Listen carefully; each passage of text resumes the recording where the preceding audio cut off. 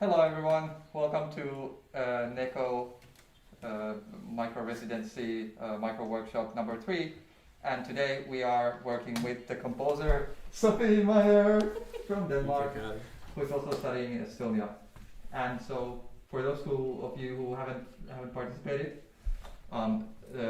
you can see the schedule on down in the YouTube the video description, but basically the first hour what we're going to do is to just do like final workshopping of the piece, which we have also been doing yesterday.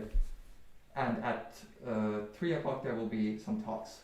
So we will start with an hour of just like free workshopping, so you can just like observe how we work. And also feel free to ask questions, and we will be addressing those later in the stream. And we hope you have fun, and thanks for joining us. Good. So maybe Sofie, do you want to introduce just a tiny bit what we're going to do today? Yeah. A bit about, we will talk later about the piece and your ideas and your background, but just now what we're going to do together. Yeah, so we will kind of work on a sketch that I've done for a bigger piece.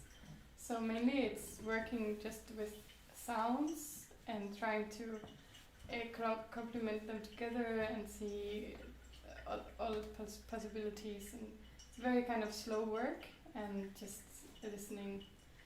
Yeah. So we're waiting for Faye. She's drinking coffee. I don't know. I don't think you're in the picture now. No, okay. But today's coffee is from La Cabra. You can find this in Aarhus. They're from Aarhus. Almost there. But we don't have to score to show people this time. No. Okay. You guys, yeah. We can start already talking. Yeah, maybe So there were some like you made some revisions to the score, which we worked on yesterday, but there was no big changes. No, it was choosing by some choices that were already in the score and then adjusting, and yeah. Great. Yeah. Start from that. What would you like to do first? Would you like to still like work one chord at a time, or try to? Yeah, maybe just playing a few pages and see how it suits and how the balance is and what we all feel and think. Must be nice. Maybe just for me, and we can start me and you, Kalle, to do the first action also to balance a bit. I just need to see a bit for the sound, Okay. how much we have to. So the very first action. Yeah, because I think I'm really loud.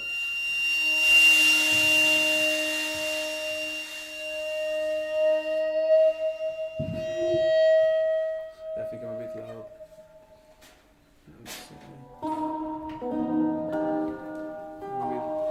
Can you maybe go a bit down on the channel 1?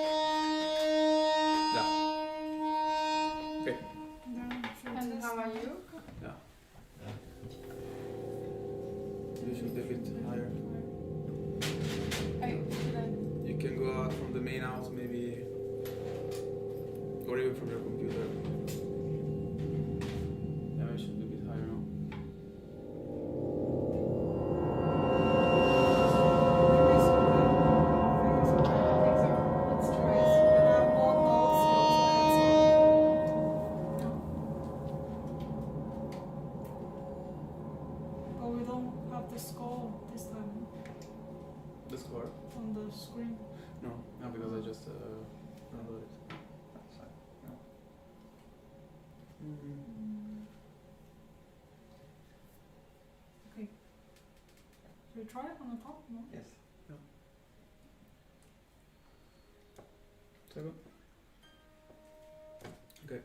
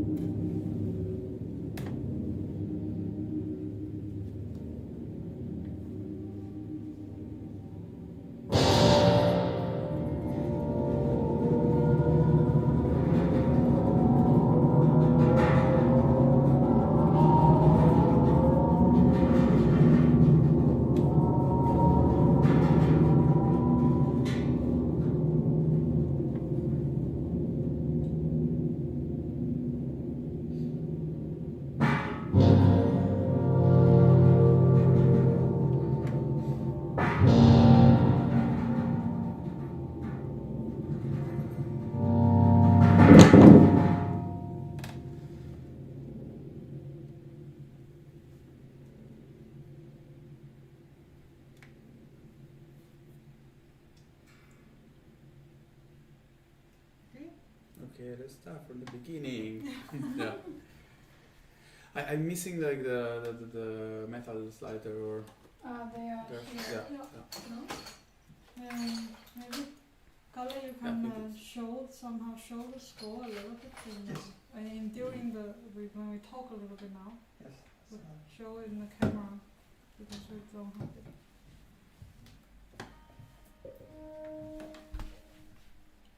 So. I don't think you're gonna see it.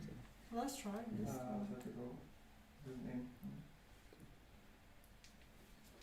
Yes. So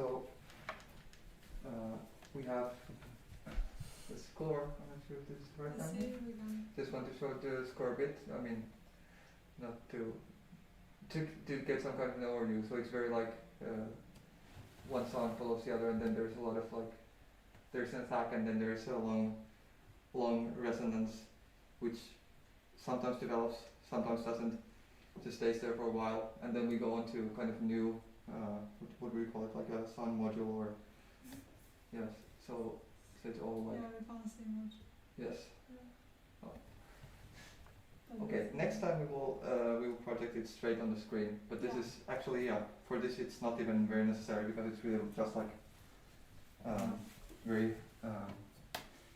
Well, maybe Sofie, you want to talk a little bit about the sound world, like how you approach the sound world of the piece, like where you found the sound from like keyboard and stuff like that. Yeah, I mean the sounds for the keyboard. I should turn around that.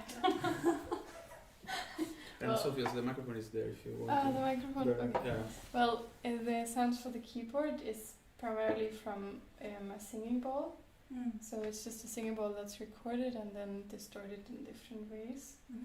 And then I think the whole question of this is how to make like one whole as opposed to making 3 voices. It's like meant to be one big instrument, so that's kind of the struggle in this because the sounds are very kind of subtle and it still has to have some like it shouldn't just be one long sound. So it's I really wanted to take this chance to work with subtle changes and try to kind of see how everything could be prolonged. I think there's still a lot that could be done here or tried out. I think that if we like in the guitar, maybe we can even do so that you play 1 bar longer, so you have your bend like over 2 bars. So you kind of give it to fade. So we can also, like in a way, we can also don't mind the bar anymore, so we kind of write things down as cue. Yeah, absolutely. That's also something that would be kind of cool to talk to you about, this notation, because this is just a very practical way of notating, but maybe not even the best way for this kind of sound world. So I think it makes sense to start from this, and then on top of that we can just say like, okay, now let's say my first cue is from Lorenzo. When I start here the bend, pitch bend from his guitar, then my second sound should come in, right? Yeah. So exactly. So your bend is giving the. Yeah, because if you do that, then people can't hear me, right? What's it? If you do that, then people won't hear me. I was showing you the band. So I actually have a question. So after his bend, when should I come in the second sound I have on the keyboard? I was thinking that like Lorenzo will bend and then he goes down a bit and then you come. So we crossfade the two sounds. Yeah, exactly. Yeah. We can try that. And Kalle, maybe in bar number 7 you can keep your roll going a bit longer. Okay. Bars, Until how long do you think? Like should I just, because now we tried this figuration where I'm kind of starting to fade when Lorenzo starts to come up, so we'll just kind of both remain at the peak for a while and then go on. Okay. Exactly. Yeah. Cool. I will just.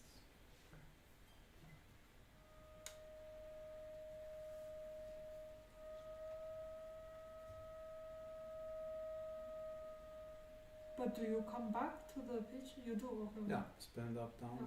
and yeah. You want to try that? Me and you? Yeah. Yeah. But then my You just first do sound it. comes. Oh, but I'm not in the instrument right now. I'm in the other Oh, instrument. sorry. I just and this your. I think you need to gain the bell and. Yeah, also the bell doesn't really work. Maybe we need to remap them. Now it's good. It's okay. Okay. Yeah.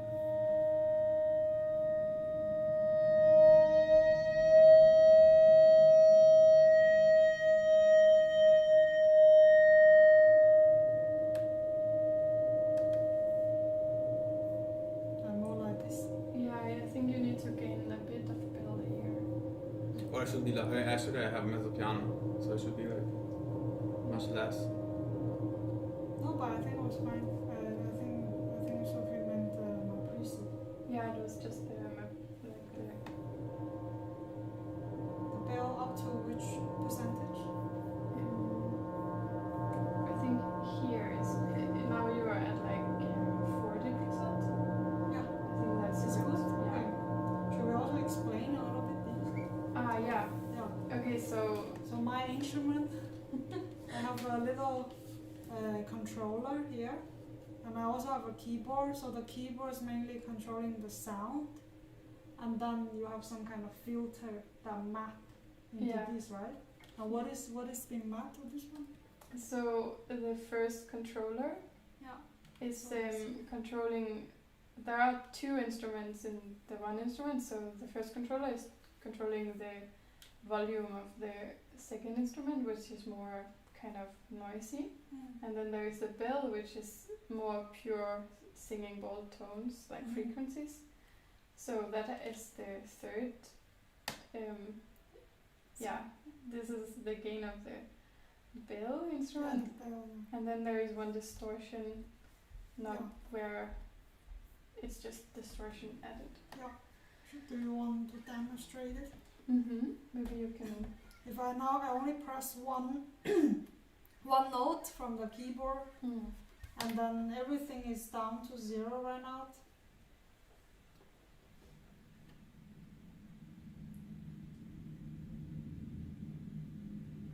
Now this is the gain sampler from the second instrument on top of this instrument, gradually.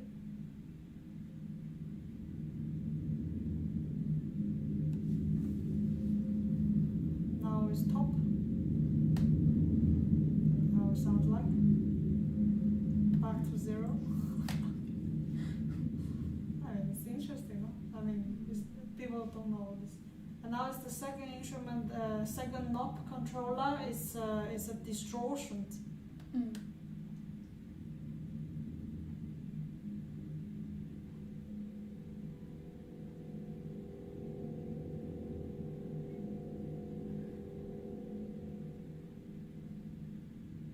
And then the third is the bell.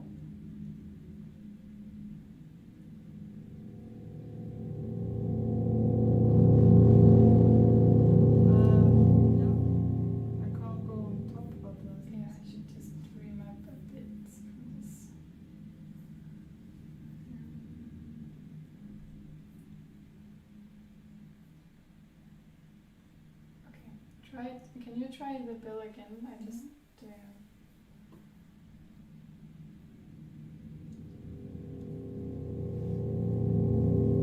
Yeah, it's nice.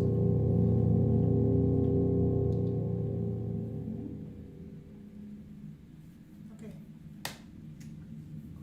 So that's it. Yeah. We can also, I think it's very nice to kind of explain a bit what we are doing, like some of these things which are not so explicit to all the listeners. Yeah. So Lorenzo, maybe you could show the e-bow thing, because that's not... Yeah, I just have a guitar with an e-bow, which is this device that basically activate the string, even if I'm not, I'm not kind of, how do you say, pick it. You're a bit covered by this. No, I think you can see. Okay. Because, so basically, I just put it here, and I can keep a tone. And there are two modes. One is like you get the real note, and the one I'm using now is kind of playing one octave higher. So if the real note is this one, the EBO is gonna sound one octave higher. And this is my first action on the guitar, so it's just an EBO with a small bending.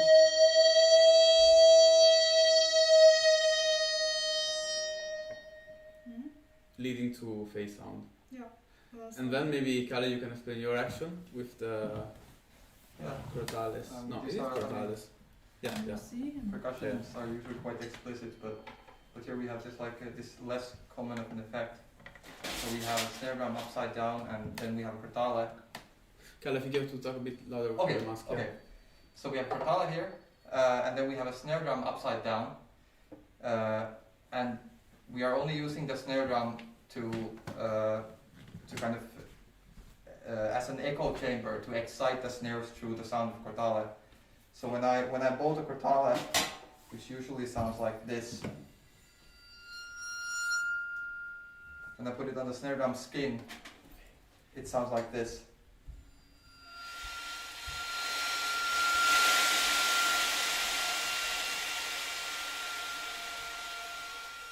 So you get the resonance of the snares together with the sound of the crotale. And then there's just your normal cymbal rolls and your tom-tom. And the other more interesting sound is that we have this bass drum in here, and we are sliding across the skin of it with the cymbal. So this kind of metallic sound, and then you combine it with rolling with the mallet.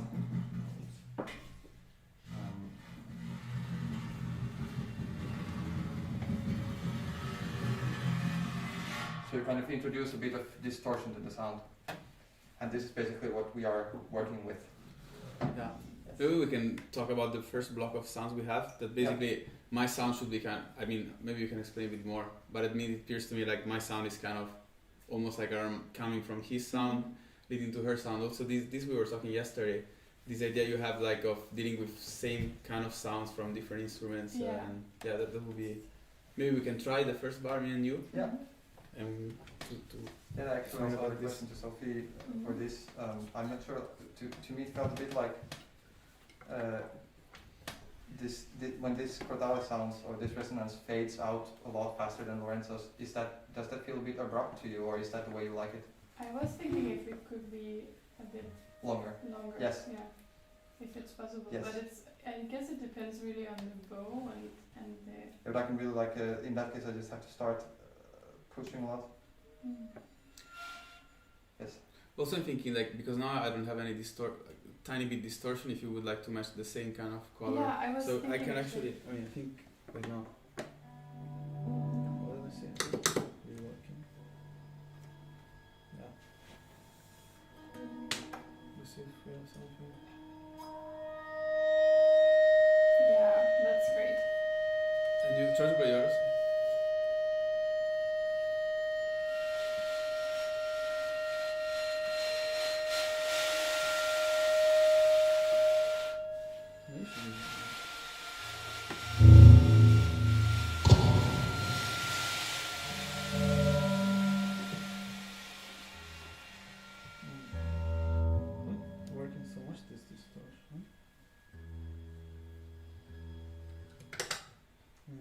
So Lorenzo also has a couple of effect pedals chained to the guitar. Ah yes. What do we have here? We have a reverb. Yes. And a metal zone, distortion, and then a volume pedal. Yeah. Then I'm trying to plug in the right way now because I think it's. Yeah, it's really good.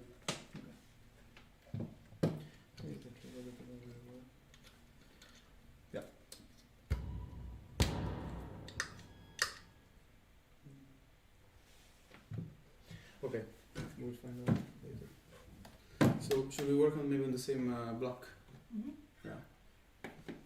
Same block, like all the way to. The first one. sorry, 8? No? Should we go all the way to bar 8, end of bar 8? Yeah, that's just And then could you tell me the preset again? So the bell should be gained to 40. Yeah, but now we changed the mapping a bit, so if you gain the bell a bit, try this. 60. Can you try? Maybe up.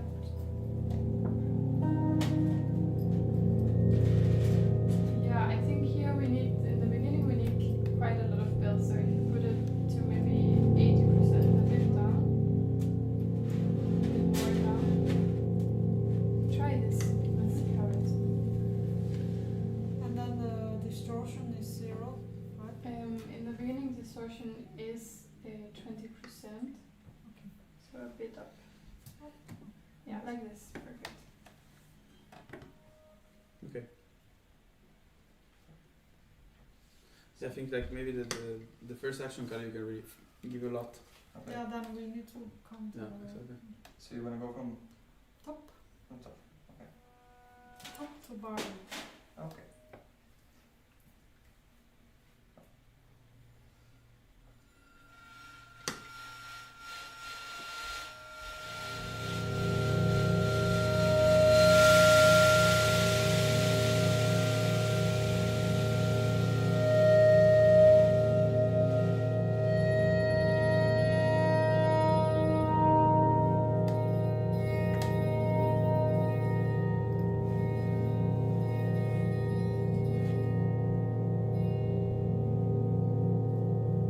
Did you bend or? Yeah. I was thinking one thing in the beginning, Faye, if we can try to, that you gain the sampler, like the bill, like when you start, so you start from 0 and then you just Yeah. slowly, Yeah, just to maybe it's see. more smooth, yeah. Yeah. Okay, again. And from the top? Yeah.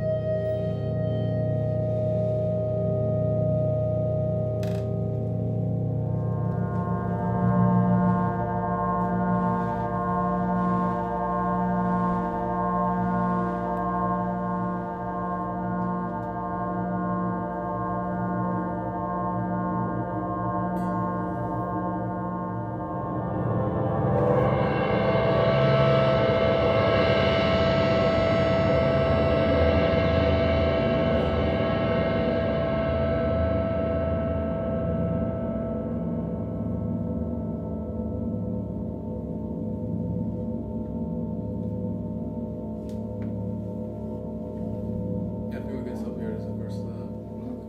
Yeah. I think that would work quite well that you just took it up and it appeared kind of out of the guitar even a bit. I think Yeah. that was super nice. Yeah, I think so. It's a good idea.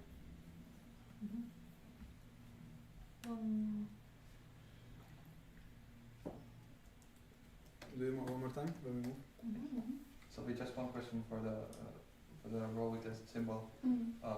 Now I kept it pretty long, so that was almost like almost until the end of Lorenzo's phrase. Do you think that's too long? No, I thought even it could be a slightly bit like longer, not too much longer, but at least not shorter. And Okay. yeah, no, I kind of liked it. I don't know, like how about the intensity when you roll? Like, is there like when you play a lot of piano, is that then a lot of like then you must do it slower or? I mean, How you does can the always physics- control it. It's just basically like the more strokes you put, but also the more weight you put in. So I can keep it going for really fast if I want and really soft. But it can also happen like I think the more you want it, like, because the cymbal has its overtones, so the faster you roll, the more you kill the overtones. So the less stroke you have, the cymbal can breathe a bit more. Maybe this is not the best cymbal to have it, because also every cymbal have its own overtones. This is a bit small. yeah, it's quite But the bigger it is and the less you stroke, then the cymbal can speak itself, no? and So just keep it like yeah. and maybe it was a bit too loud also because I'm kind of like we got past the resonance into the Yeah, that but kind of covered it. yeah, I think the piano is quite. It has a lot of the lying instrument here in this place. Yeah. So I thought the cymbal could kind of dwell into that Sure, space. Shall I hold it more and then you can try to find it? Yeah, that's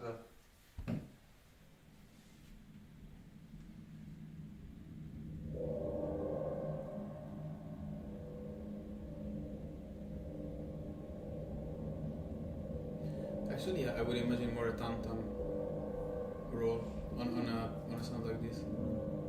Like really. Maybe we can try the tam-tam. I mean, I don't know if you want like a matching, how to say, sound, or because, but try to make a really soft. with the tam-tam. Yeah. Mm.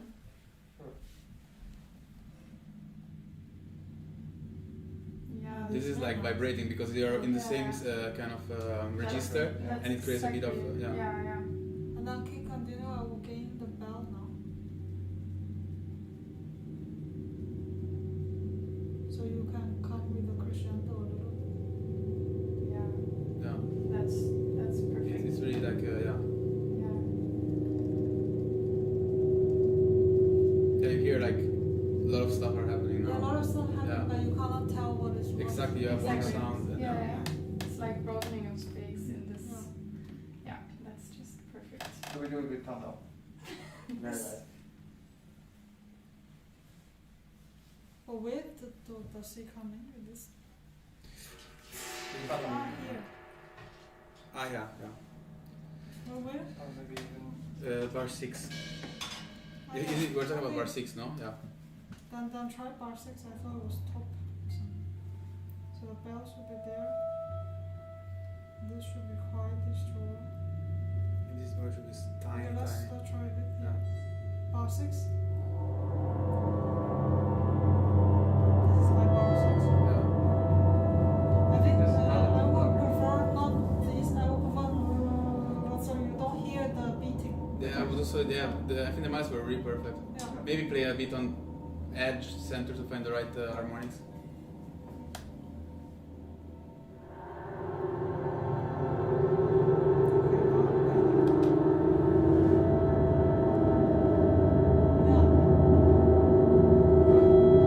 that's it.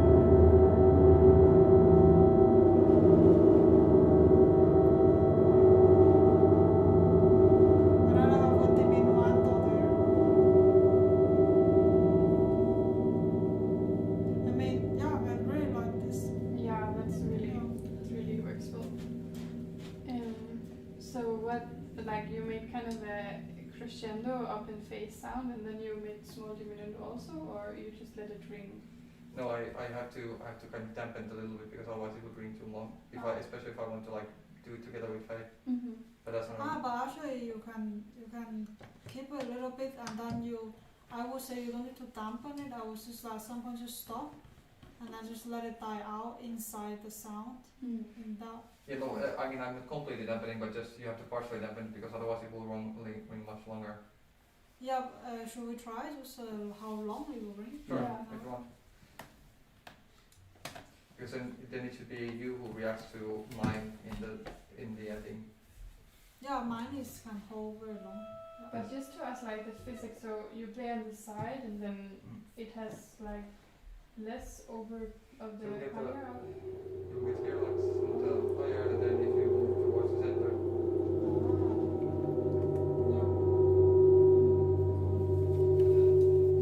You try it?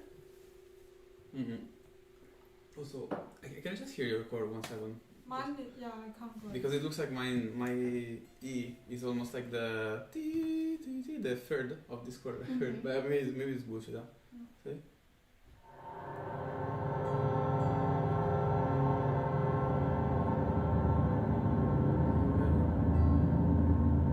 This is how much. And then I will start going a bit like this, and then I will stay in this as long as you need. So yeah.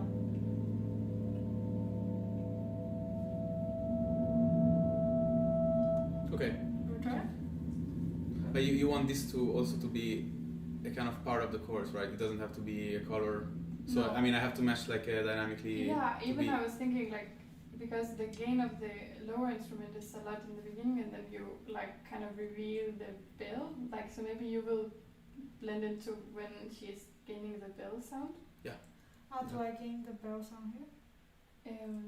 Is the bar Like 6? actually you lower the other sound, so the other. Ah, the yeah, bell in sound that will- way, yes, it yeah. appears, yeah. Mm. Yeah, okay. Do you want to try this? Me and you want? Mm. Okay. Are you wait? It's not working. What? What is it? Okay, now it's working. Okay.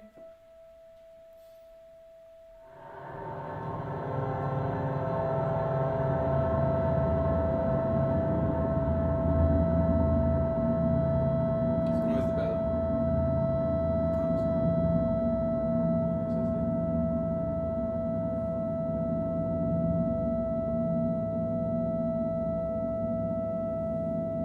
Yeah, maybe I mean we need to have the like. Is it possible for you to? No, you cannot really do that. Maybe yeah. Now it is there. Yeah, just need some time. Yeah. Yeah.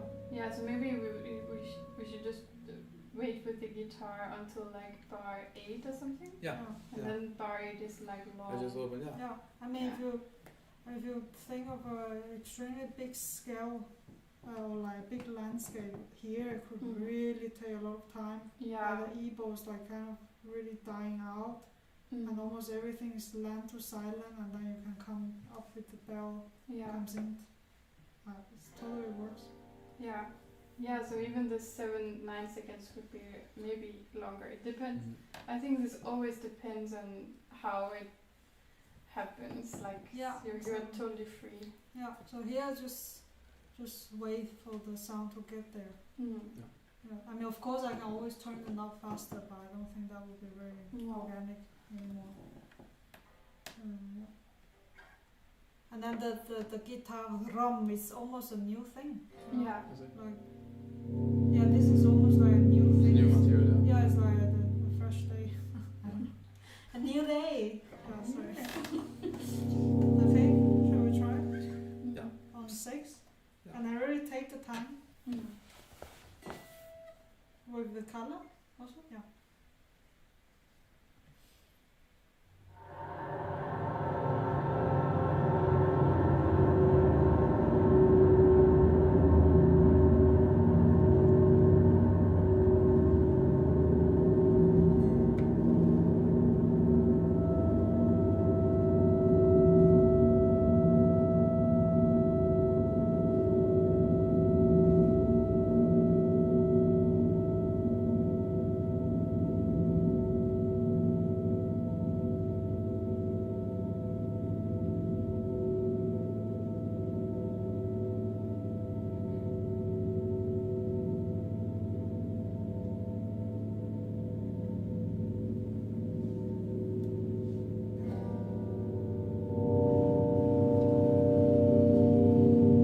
Yeah, does it make sense? Mm. Yeah. I think so. Yeah, I think that the guitar could even wait a Wait little a bit longer. To get in. Well, you can Yeah. cue me. When you think, I mean, I'm not sure. I got totally the two different sounds. Yeah, me and neither. I need to listen Yeah. again. I think Yeah. maybe we need to gain the bill sound to Even so more. you Yeah. maybe when you like lower the sampler sound, like you can then afterwards gain the bill, so it has this more Yeah. clear moment in a way. Yeah, but it's also nice, and then it's just like you really need to listen carefully. Just listen carefully, guys. Yes, yes. We have, I mean, but that's what we are all we're doing. I still couldn't do it after two years. I really can't distinguish between one of them. Really. Or do it as without getting it more, but tell me when you think that the Yeah. bell sound starts. So I want to. Okay, Yeah. we'll try it once. Yeah. I'm also noticing that it's a bit difficult for me to hear it whether I'm in balance with Faye because the speakers are there Yeah. and the Yeah. timeline is between me and the speakers. Yeah, Okay. Yeah. sure. Okay, okay.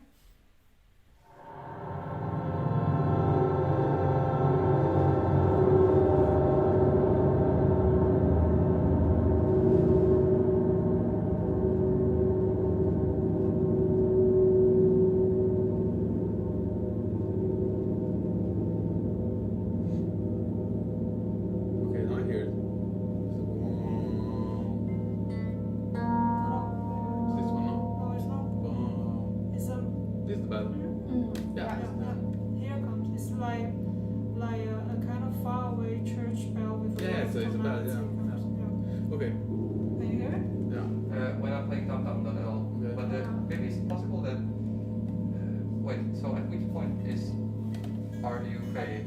When are No, you but the fading? thing is that you don't need. So the bell is not something that will become a cue for you.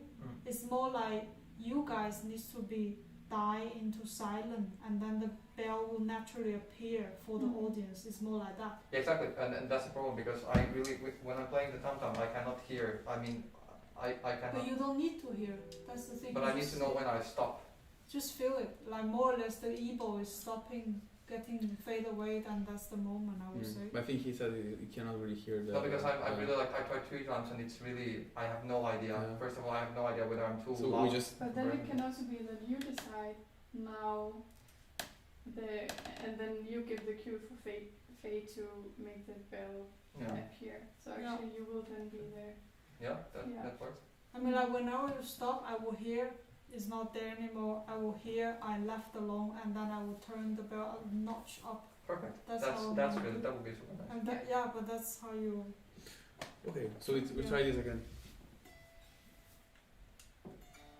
Okay, you start with quite a stark attack, right? Yeah.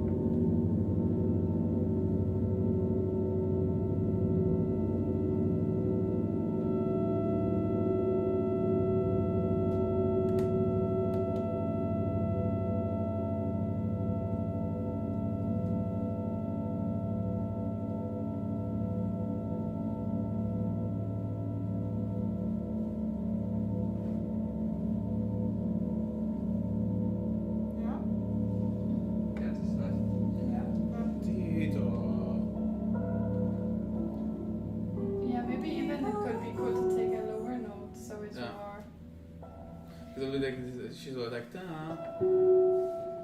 sounds like this. Almost like horror shows. So I can maybe do that. Try to play just the bell. Yeah. But the E is from you, huh? Yeah, this I hear this in this chord. So maybe I don't know. If you want something consonant or not. Yeah, in a way I think it would be super cool to make something consonant out of this. Yeah.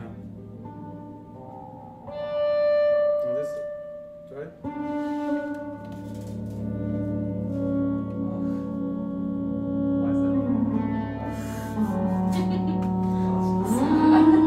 It's like every time my life is complete now. We need it. I don't know. Yeah, This was like a. Find a note that you feel like. In a way, I think it would be super nice to take it down to the note you've had before. Because So the E. This one here. no,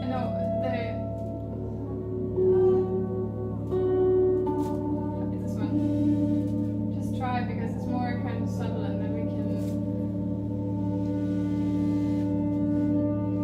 But no, what about this? Yeah. What about this one? It would be like the seventh grade of the. Like If now. you can keep the beats more silent. Just let's see, like we can really blend in the chord because that really sticks out. Oh, yeah. I don't know if that's you or it's very up to. I think kind of it's nice because I mean we all look for it somehow. Yeah. No, but I mean I don't dislike the E. I kind of like the E. It just shouldn't be like. Sometimes it's just like got to a volume really like piercing out. I think it can be a little bit controlled. So this like a. So D flat, right? I guess so. Is this D flat? Is that D flat? I thought it was a E. I was playing like a. What was it? Isn't it me? So play again the chorus. But it's just. Yeah, it's a E. So we're playing this notes here. So this is D sharp. So this is a D sharp, yeah. A D flat now. flat. Yeah. Okay, let's try the D flat and see if it gets too positive then. Yeah, to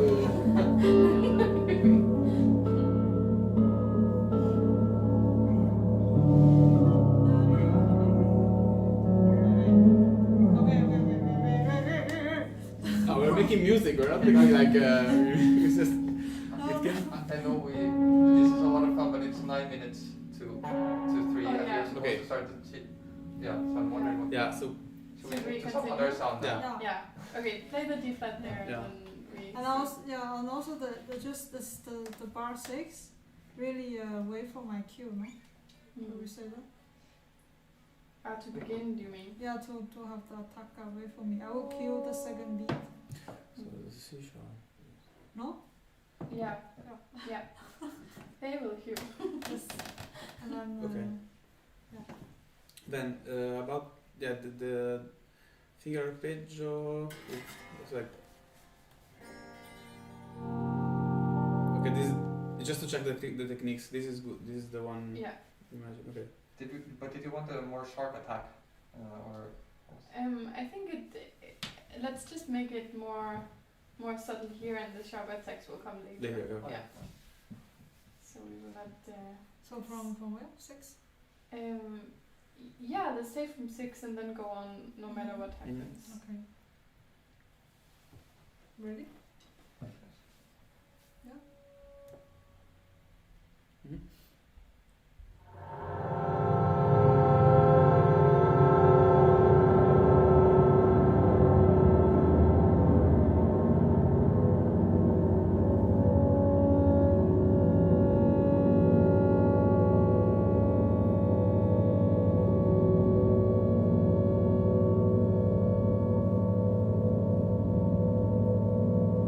Or should I just re-wait that you get the full chord?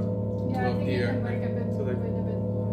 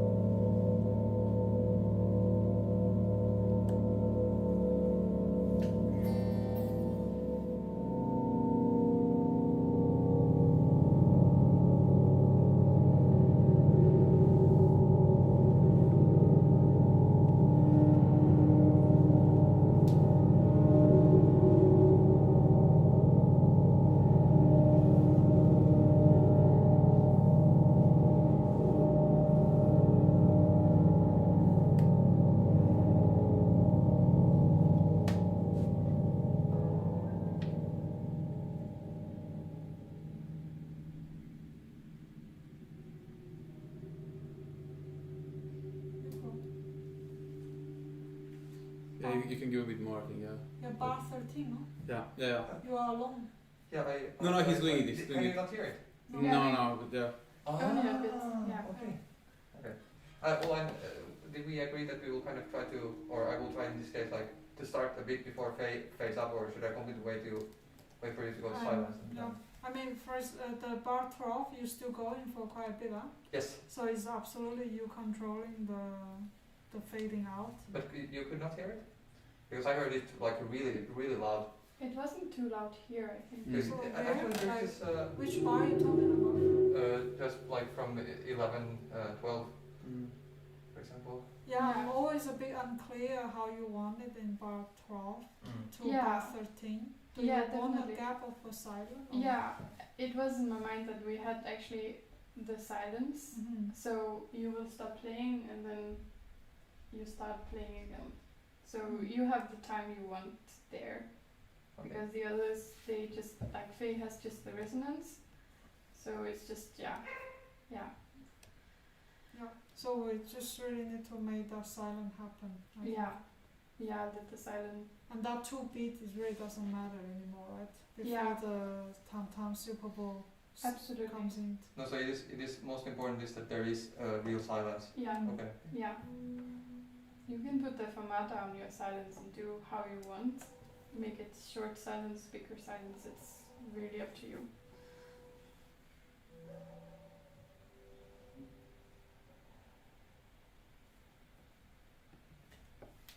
Should we try from 13, or you want to have the? Maybe we can move on for now because we have. Yeah, we have a little time. I mean, in the plan it does say that we should go to the break now, but let's extend this a bit and then we'll just chat for a bit shorter. Sure. Okay. Then From where? From 22, oh, 13. 13. Yeah. Yeah. Sorry. Yeah, I will jump too fast. Yeah. Yeah.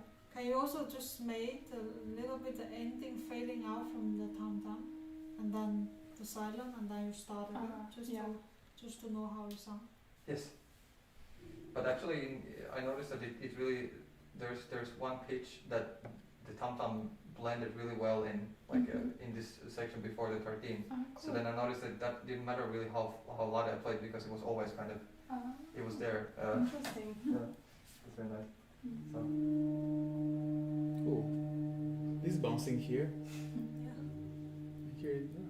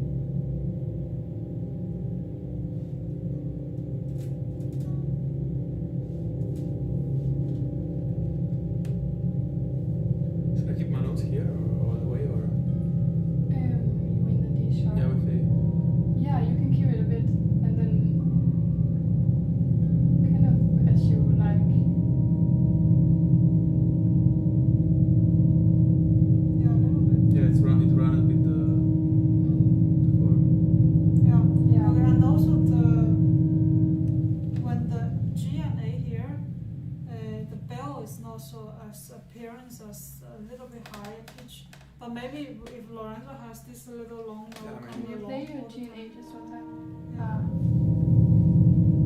But I like this muffled sound. Yeah, I really like the muffled sound also. I'm a bit of the edge of this. I'm adding a bit of edge. Like without it's like I'm just giving a tiny bit. Yeah, just like that. It's like just like a little something floating in the clouds. So it's like you're in an airplane. And you're crossing all the clouds before you get to the clear side. Entering. Yeah, I made all these notes in the score, and they're all from the Sylvia Plath poem. You know the poem? No. The ghost leaf taking. It's super nice. So it's. Yeah, I saw you wrote it in the description. Yeah. And how you want to end? Then we just end this like gradually. Yeah, again, that's entering into silence. So actually, I wrote quite a long silence. Yeah. So here. So, and there is a bit of resonance from the piano in the general pause. So the silence is again something you decide, and then you play in 22. Yeah. And also 22, so it's a very good time to represet some of the sound. Yeah, in 22 it's kind of the bell speaking, so the gain sampler is 0%. Yeah. And then distortion. Yeah, distortion should be at 60 still. We can try how we like that. Yeah, and then the bell is color green. And how much is the bell? The bell should be, Where did you arrive last time? You have now the bill at like Pretty high. you have it at the highest, so let's try to have it at the highest here. Mhm.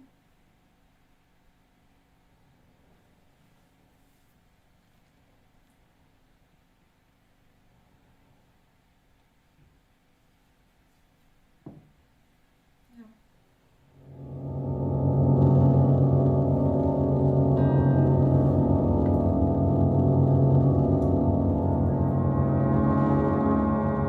And then comes the Yeah. guitar and violinist to the room. Do we try there? Yeah, from So 22. 22, okay. Yeah.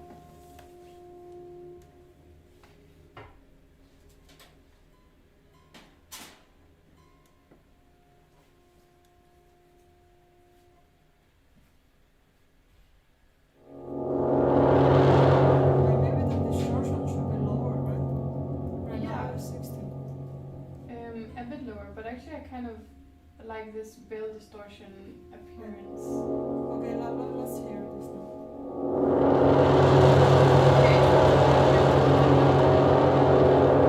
So maybe let's take it at 30 or something. I think I also landed on 30 earlier with the, Ah, yeah. with the muffled sound. Yeah. Okay. Alright.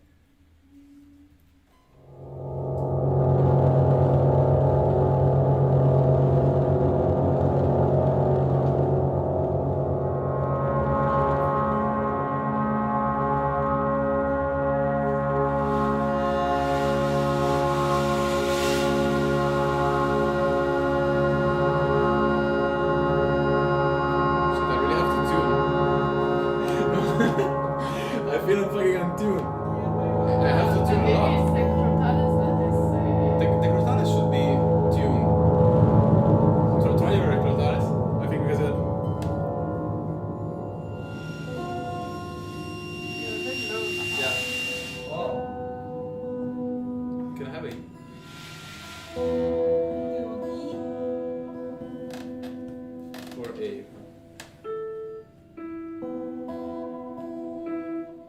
Ah, so I'm higher. I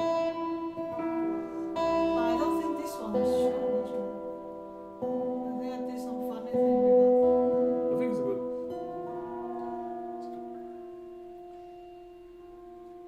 Yeah. I'm a bit high. that. Is it U? Is it I F? F? No. Or- So Oh, yeah. Yeah, that's good. Yeah, nice. Yeah, this it's a bit low. Now it's good. and now if you play your sample with the F.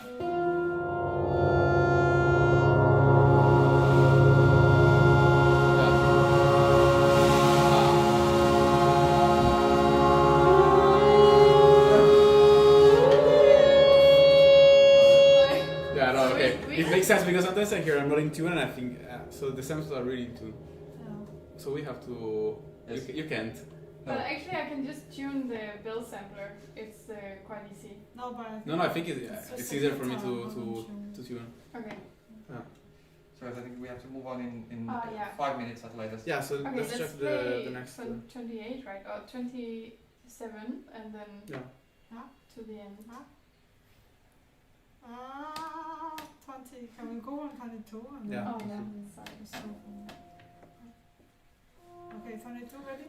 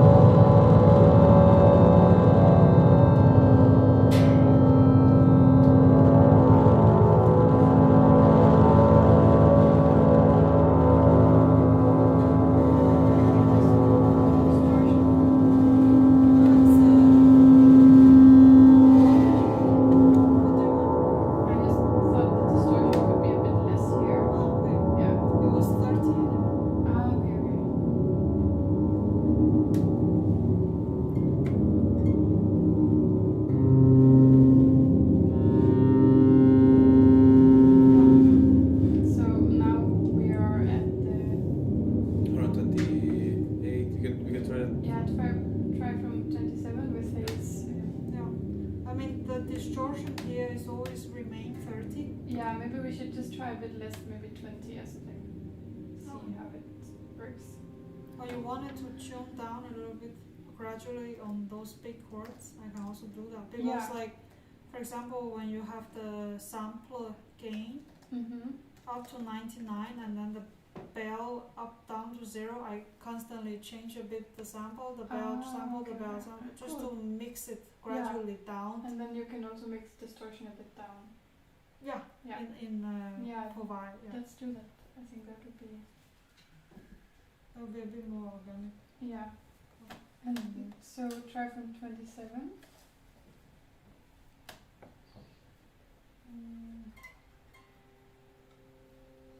Okay, 27.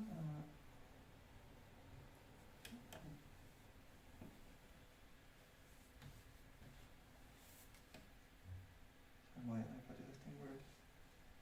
I think it's fade. Yeah. You can start.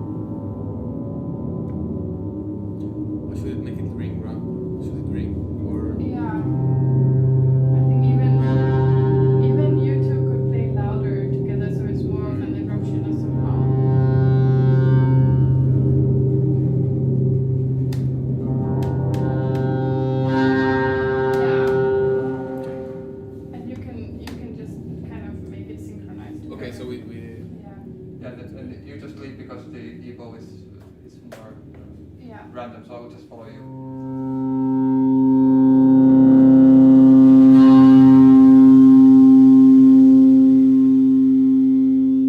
Okay. Cool. And do you want to take the end from 36 with the impulse from the guitar? Yes.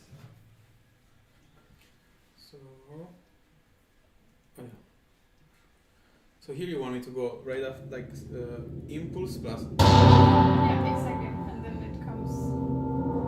And maybe you have to make one more impulse to make it long lasting. It's like. And then a bit.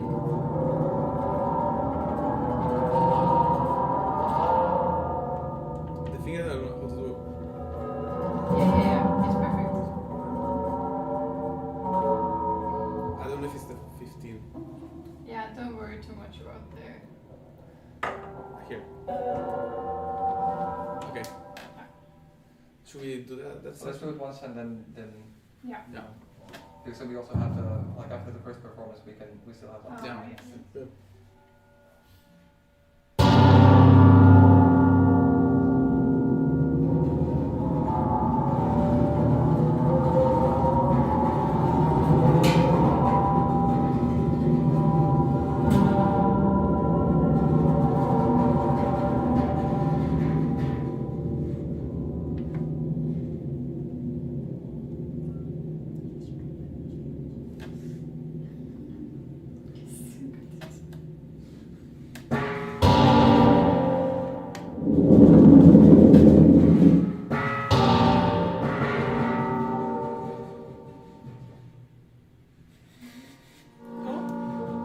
Yes. I didn't check the metronome because. Doesn't matter. Okay. Here it's just like Exactly. we need to agree like Yeah. down, Yeah. right? And then the other was wow, and then the last was wow. Yeah. Can you just? We will fix it afterwards. So we just need to add that. Or catch your sound. Okay. You wanna try again? Yeah, just Last? the rhythmical part. Yeah. So we go from 43. Yeah. Just for me. Yeah. Okay. So.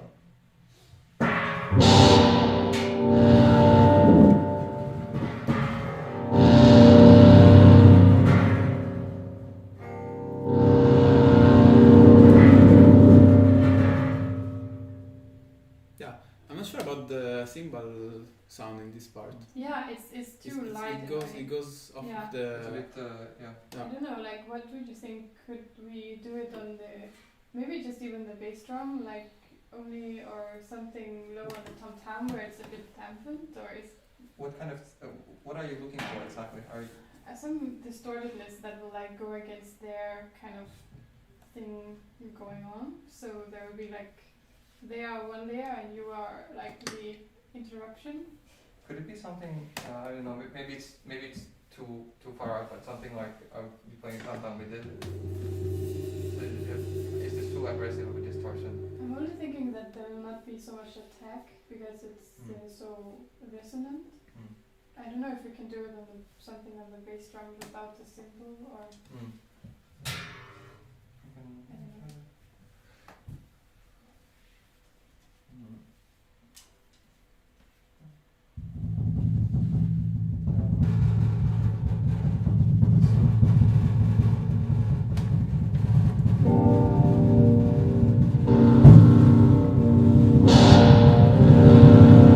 Yeah, I think let's try that.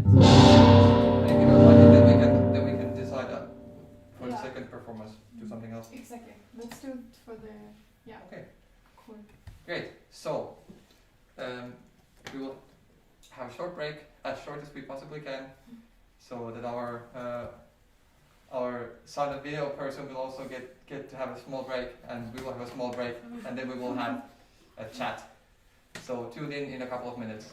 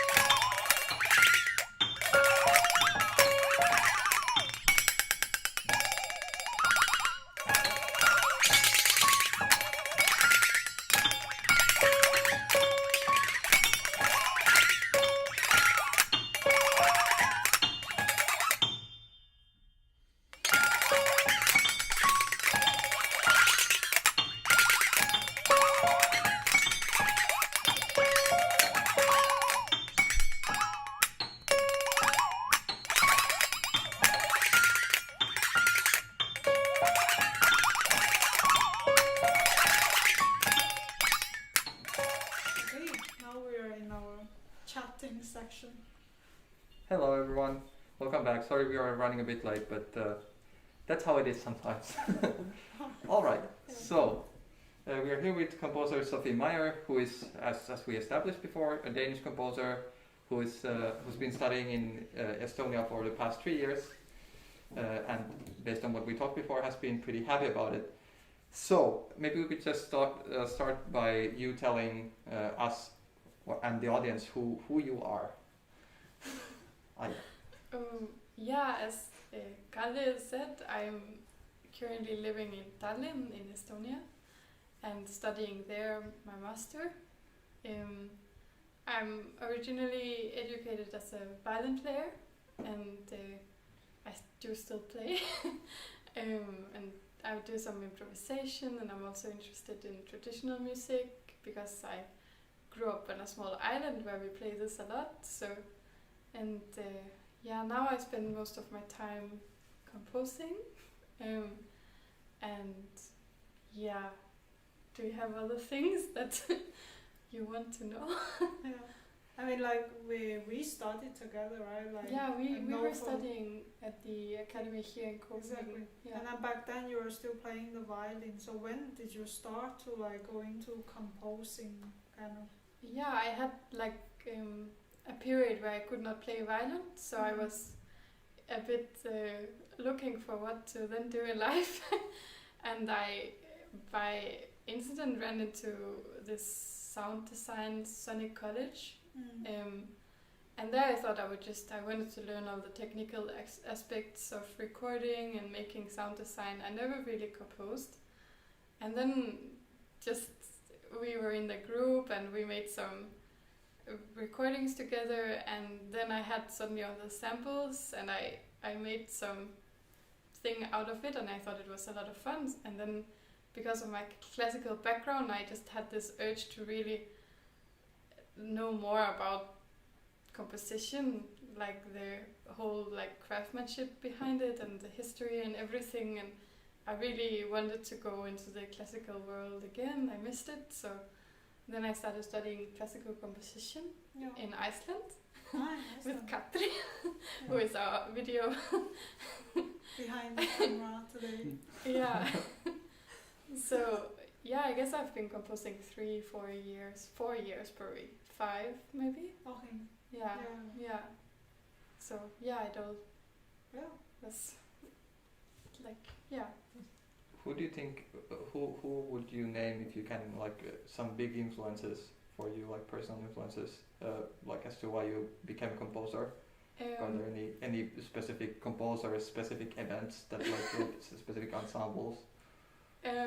Yeah, I mean, I had one, like, just made a small tune of some sounds, and then I called this Peter Bohn, who is a Danish composer, and I was like, hey, can I come to you and maybe you can look at it and say, what can I do? Can I make a score or something, like just to talk?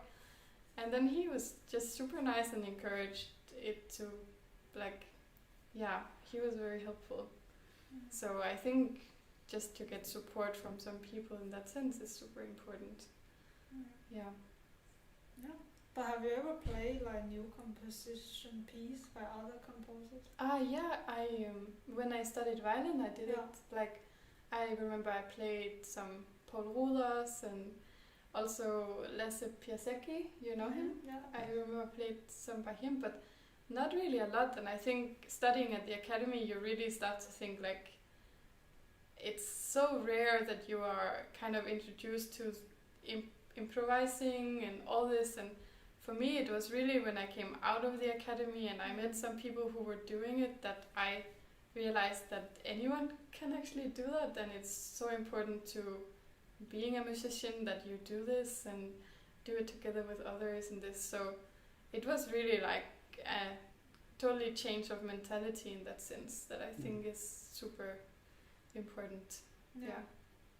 So I mean, you have been on the both side, right? You have been on a musician that work with a composer. You also have been as a composer to work with musicians. Can you tell, like, from the both way, what is the most ideal way to work as a composer or as a musician?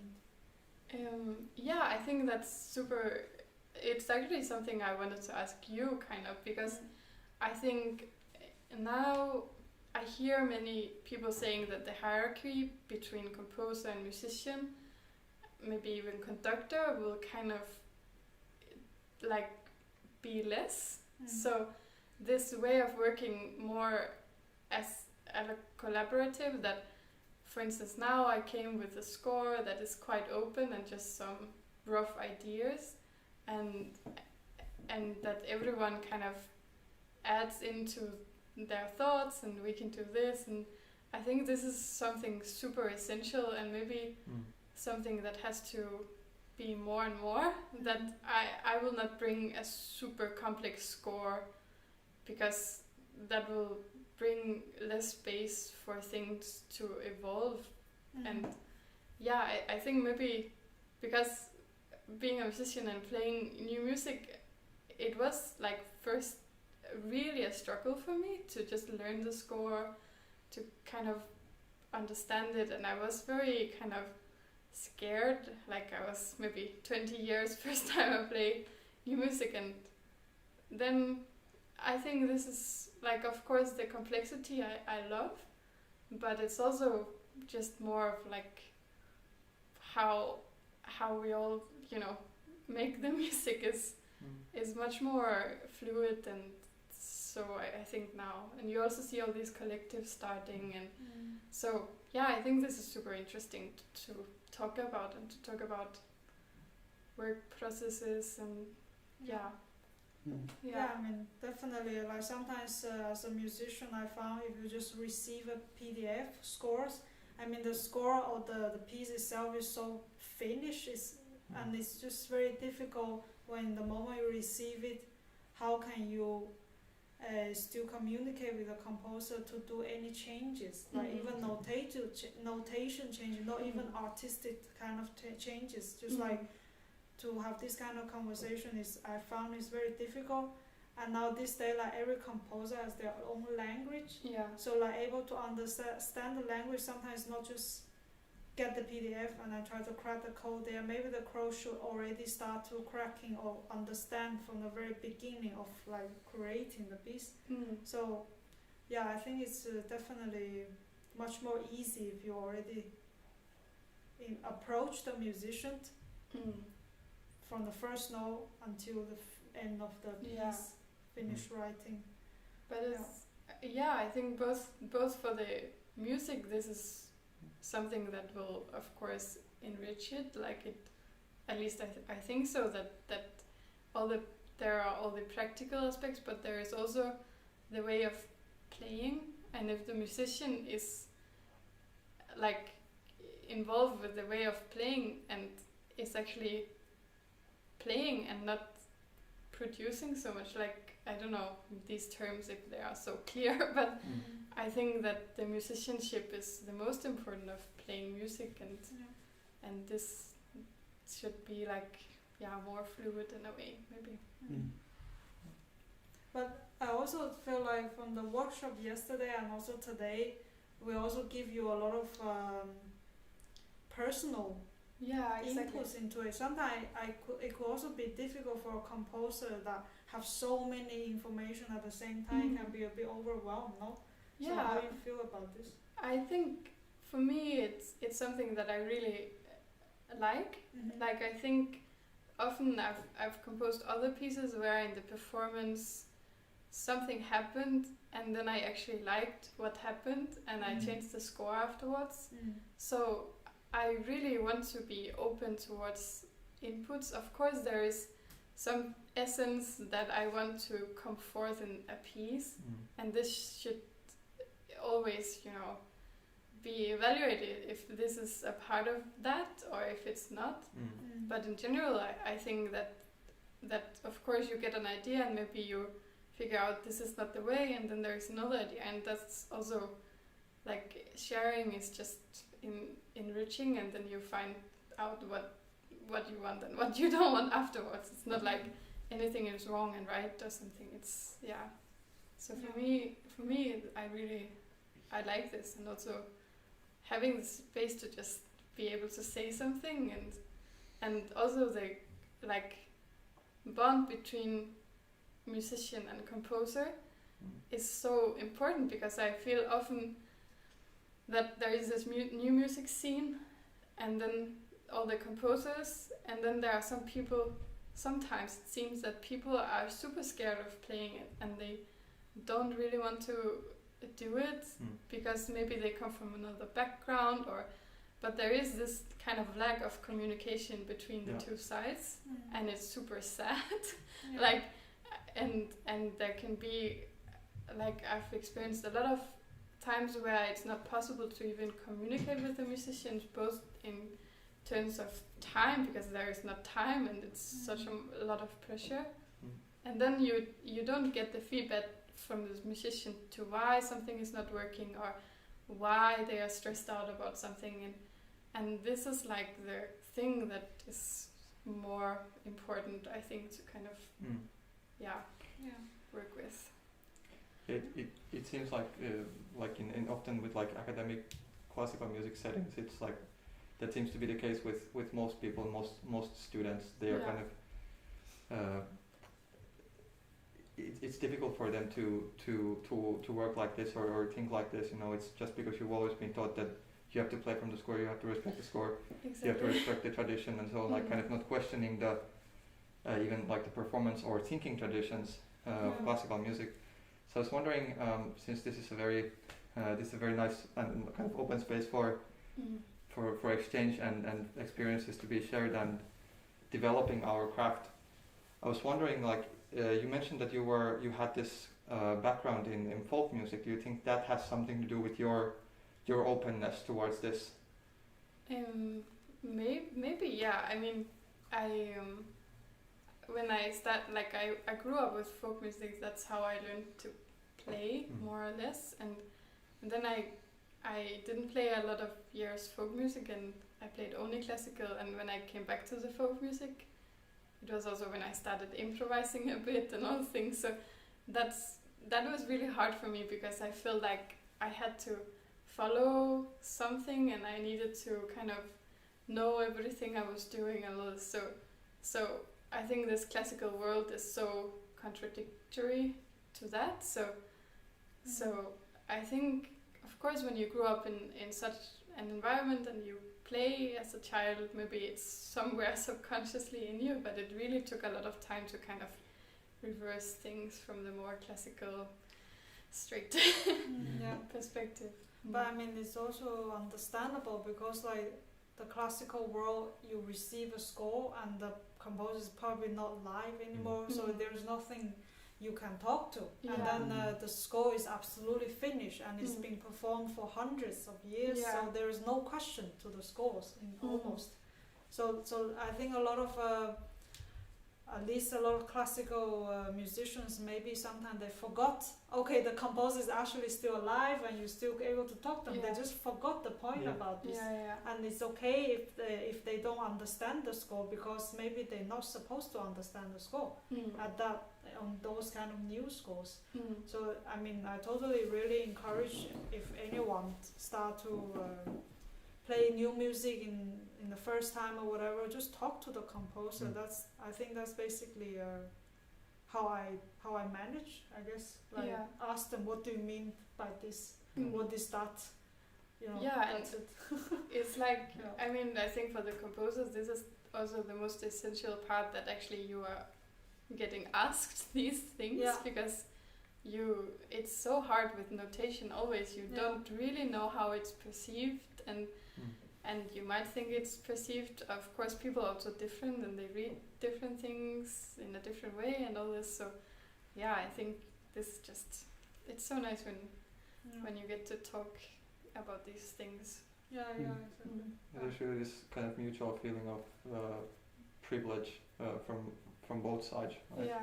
I mean, it is a luxury that you can actually ask, like, especially as you said, like after being trained, to think that you have to ask from this famous performer how to perform this Bach piece. Then you can just you can email the composer. It's such a luxury. It's very cool. Yeah. Just have a question about talking about tradition and your background, because I saw some of the names in your bio that you were working, for example, with Hosokawa, and we were also talking about Gervasoni, so composers that actually are really taking care of tradition. I mean, I played a lot of music by both of them, especially Gervasoni. I played like a piece that made based on the fado, the Portuguese music. So I'm always really interested if these are just coincidence that you choose to work with, or at least to study with people like this that are really into the tradition of music. Also with Gervasoni music, the form he writes is always like related to that, to our past. And also it's for me interesting also because you, as you said, you come from a classical background as a violin player. So the first question is like, is it a coincidence that you studied with people like this? And also, how much is important for a classical musician to experiment? For example, I saw in your piece you played at UNM this new technique you're playing with the bow. So how much is important for a classical musician to try to experiment, to know actually more about yourself and your instrument? No. So there are two questions like from my side. Yeah, I mean, I think talking about tradition, I absolutely love traditions. Like, I really love all kinds of traditions. So for me, I guess it just like, it's not like, I also love all kinds of things that are not traditional. So there is not any, like, I think everything is super interesting, and I think it's super nice to talk about tradition, and to, like, I've studied a lot of like old chant forms like Hindustani and Byzantine chant and Gregorian chant, and I really I love all these, like, there are so many crazy things in them. So yeah, certainly tradition talks to me a lot, and Hosokawa, he spent his life going back to his tradition, like, so this is super interesting, and cultures that like, it's really like going back to your own culture is also interesting, but of course, like, knowing what is culture and what is I mean, kind of understanding your tradition, but still also like undoing the tradition is maybe where it gets super interesting, because I think everyone is part of tradition, and we can, like, I like this thought that everything we create is something that is affected by everyone. Like I don't think that anyone is able to go away from tradition. Like, tradition is everywhere, and it's something that has been created together in like humankind forever, and it's like evolved, and so many things has happened. So I really I like to just understand these things, and I try to not be super scared of tradition. Even though of course, like, sometimes you find yourself getting stuck in the tradition, or you want to move out of something. So it's always a balance, and that maybe leads into the question, should you like about experimenting with things and trying new things. And I think it's always nice to try new things, and it's I don't know, like, it's sometimes a bit scary. And that is just totally like a part of it, and sometimes just I feel like I want to try new things because I need to try new things, but also sometimes the need is because it's actually an inner need to kind of get rid of something, or to kind of make tabula rasa from something, or there are so many reasons to make new things. But I think for me it's also important to just accept the fact that we are all a part of a tradition, and like how to make this balance, and what makes sense and what makes not sense. It's really up to the individual, and just but it's interesting to stand between these two kind of worlds in a way. Yeah, I mean, it's interesting of course, like we all come from a cultural background, and that's not something we can do without. It's like a little bit like everyone has a mother tongue, and now on top of that, you maybe learn a lot of other language, but you always have a very strong mother tongue that is like, of course, it's almost like your roots. You need to find out where your roots are, and then you can start to grow new things on top of it, like to explore the new things, and then the roots and the new leaves becomes one thing. That's what you are. Exactly. So that's why everything has to be linked together. There is not one or another or black or white. You know, it's all connected. I think that's a super beautiful way of saying It's it. very nice to put. Yeah, it's just because sometimes I have the feeling that the academy is kind of discourage this kind of way of thinking, trying to train like Olympic Games runners more than artists. So in a way, if you go to an examination, it's not about your artistic thoughts, but about how many wrong notes you played. And I think, I mean, I understand it's for the music business, because we still need people who goes and play concerts and play violin and piano, but still, I think there should be a revolution in the academy, in the sense that we should also think about more what we are, like as artists, each of us individual, not that who plays better the chaconne or who plays better Liszt, and if you do 3 mistakes, you don't get a prize. But I mean, of course, like I think the academy was built there to keep the tradition, as we call, not to like keep it living all the time, like continue it from one generation to another, and that's how it's been for hundreds of years.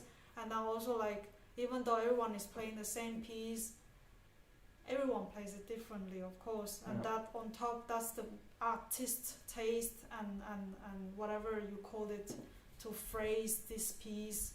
So maybe sometimes when they are actually competing, it's not about the wrong note or whatever, it's more like the artist taste that they present to the audience. Of course, this is also very important. I totally agree. This is like a tradition, we shouldn't lose them. So it's like heritage of human history and culture. But now on top of it, I would wish that, don't forget, we grow, we not stop growing. We are developing, and then the culture is changing every day. You know. No, that's why I was pointing at your experience. It's really beautiful for me, like especially a violin player. That our instruments are really stuck in the tradition sometimes. That you can actually go out from it, look it from outside, and still say, I'm still like really related in my traditions and in my roots, but still I want to do something new about it. So I think this is also a really beautiful way of seeing art in general, especially with an instrument like violin, that sometimes is really hard to escape from the way of how it's done. I think writing for violin is like my nightmare because it's so like, and also when you have the physical relationship with an actual instrument, the physicality is also transmitted sometimes into notes. So your like memory of playing and all these things will become something. So in a way, it's a lot easier to write for something you don't know. And of course you need to learn about the instrument, but you have much more fresh kind of mind. But that's interesting. Even another thing. Definitely. But it's also like classical music, we have heard from our teachers or whatever that have been told us how to do things exactly. And then the thing about new music is no one tells you. Then you get to like play like a fresh musician, fresh like brain phrasing. You do your own phrase. No one judge you. That it's totally free. And then actually sometimes I found I becomes more musical when I go back to play classical music. I have an easy way to understand how to play classical music, and I feel more free because I feel like all the musical ideas I gain from playing new music, when I go back to play classical music, I don't feel the judgment from the classic, you know, how to play Beethoven, how to play Debussy. I don't care anymore. I just it's me playing Debussy. This is what you get. I feel a little bit like that. I think that's why it would be super interesting if like improvisation and even composition is just a part of all instrumentalists' education, that it's just some kind of breathing and yeah, because you also, as you say, you also need the tradition and you need to know everything. Exactly. Yeah. But there is, you know, this yeah. Yeah, I totally agree. I mean, that's just a basic, you know, human condition and tendency that we have to somehow like organize things, you know, starting from like establishing traditions to all the way to getting these kind of like making classical music competitions, which I mean, basically for me, I mean, it doesn't make any sense to compete in art per se. To somehow like arrange our thoughts and somehow like put things in order. Yeah. But I mean, it's still like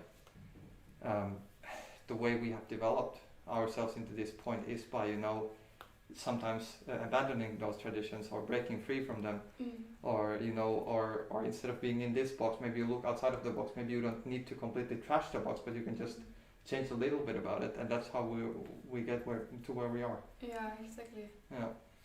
Yeah. But come back for a little bit to the piece.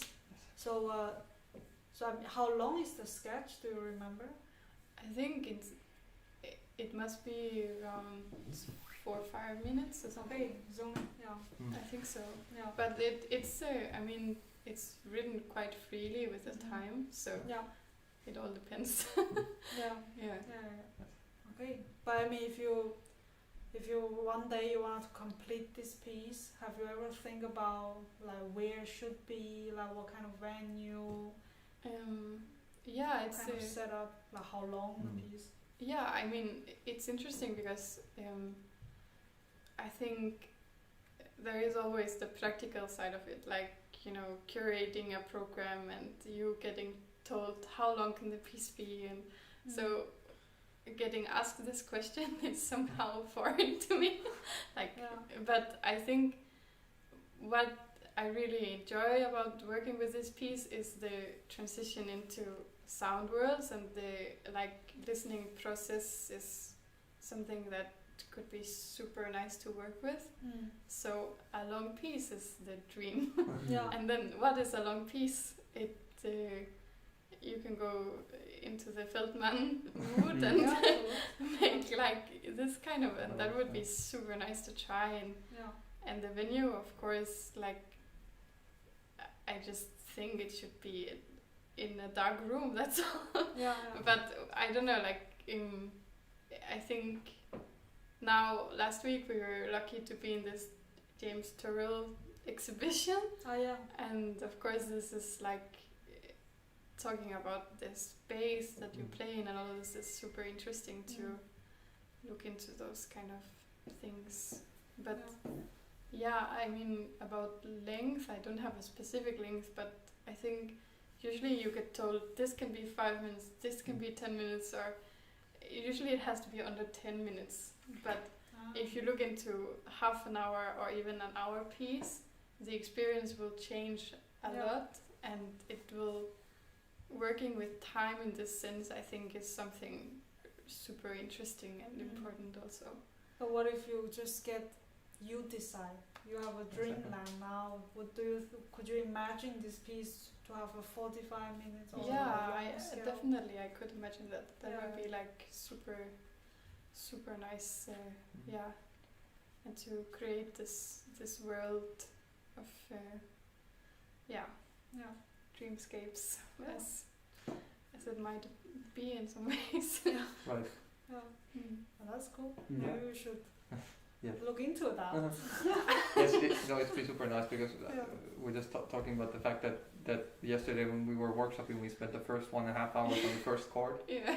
So that's just like how deep you can get into it. Yeah. But also, if it's the piece becomes like a 1 hour piece, I will expect that you also need to work with the musician like constantly throughout 1 or 2 years. Exactly. It should be a long.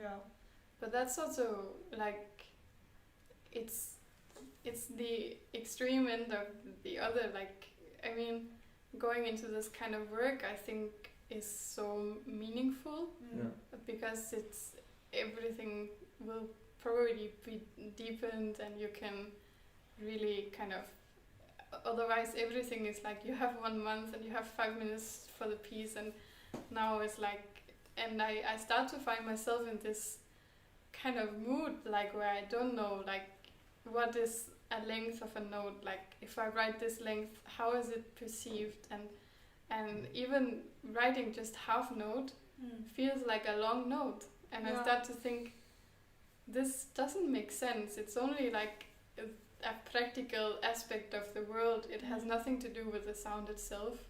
So getting into maybe Oliviera's thoughts about deep listening and all this would be super nice to kind of exactly. Also way of notation, right? Exactly. Where a lot of her pieces are just a text. Yes. So it's like also for performers sometimes it's also nice to experiment with that, no? Exactly. Yeah. There is so much stuff going on with these, like her thoughts, of course, deep listenings, and then there are all the field recordings and thoughts about this listening process. There are so much that you can do with these things. So But especially when, like, if you get back into the subject that this kind of piece would be optimally workshopped over a period of, like, a long period. I mean, I guess eventually, especially with this kind of texture, where it's about the sound and it's not about the rhythm or anything like that. You know, it's it just somehow, like, you get into this mode that you probably wouldn't even. I mean, eventually you would probably not even need the score anymore, or even the text. You know, because you already know what's gonna happen. Exactly.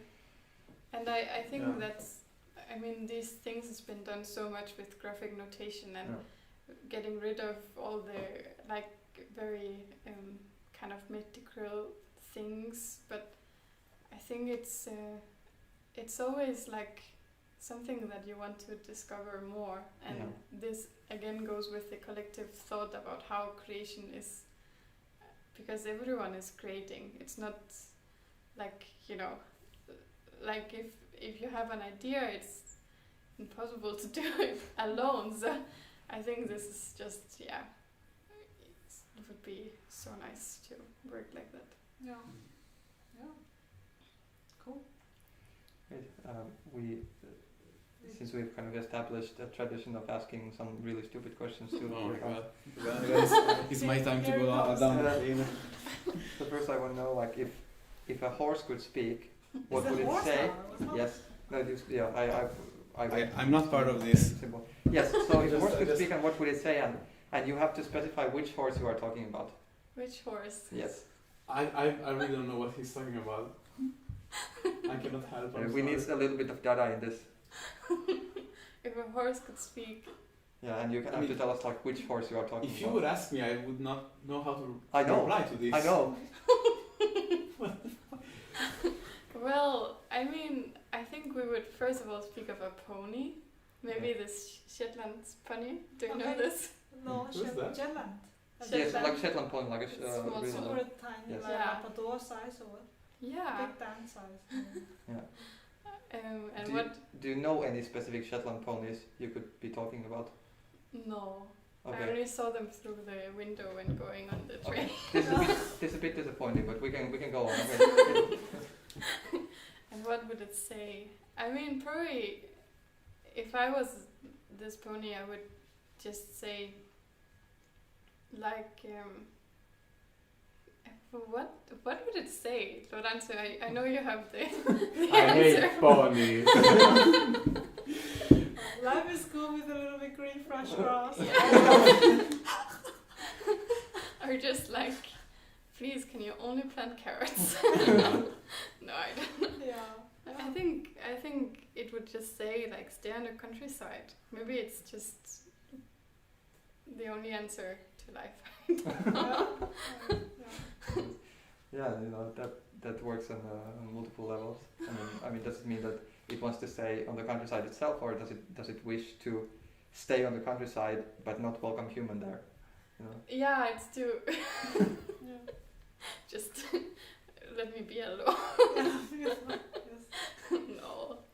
Yeah, would I don't know how does a pony feel about human beings? That's a big question. And then we have another one, which is... We don't say we. Yes, we as a collection. Before you send this, sorry. Yes. Yeah, we decided that we are not going to send them to you before, because then we want to get a genuine I reaction. thought I didn't read this. No. So you know, have you seen the movie Hitchhiker's Guide to the Galaxy? No, I heard about it, but Yes, but you know that there is this like supercomputer which counts like which is like it's been operated to spend like thousands of years to actually like figure out the answer to the like biggest question about life and existence, and then eventually it comes down and the answer is 42. So what do you think about that? Do you think that the 42 answers to all of the questions, or could answer to all of the questions, or only some of them? I doubt 42 a lot, to be honest. I mean, who wants to tune in 442? That's the first question.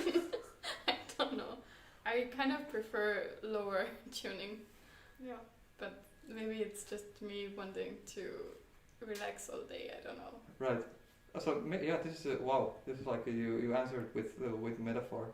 Wow, that was super smart. You outsmarted us, officially, and the computer. Yeah, maybe.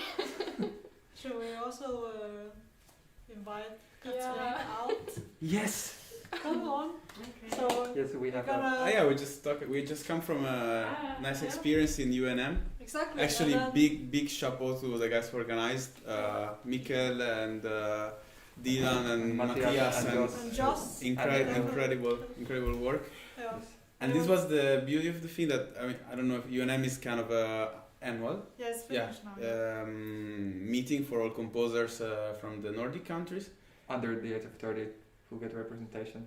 Yes, and me and Faye, Yeah. we were there. Well, but we're not composers. But yeah, and then we had the chance to meet a lot of people. Yeah. Also, Sofie was there, and then we met a lot of nice people. And then, we also met Katrine, and she will be in Copenhagen for 2 months.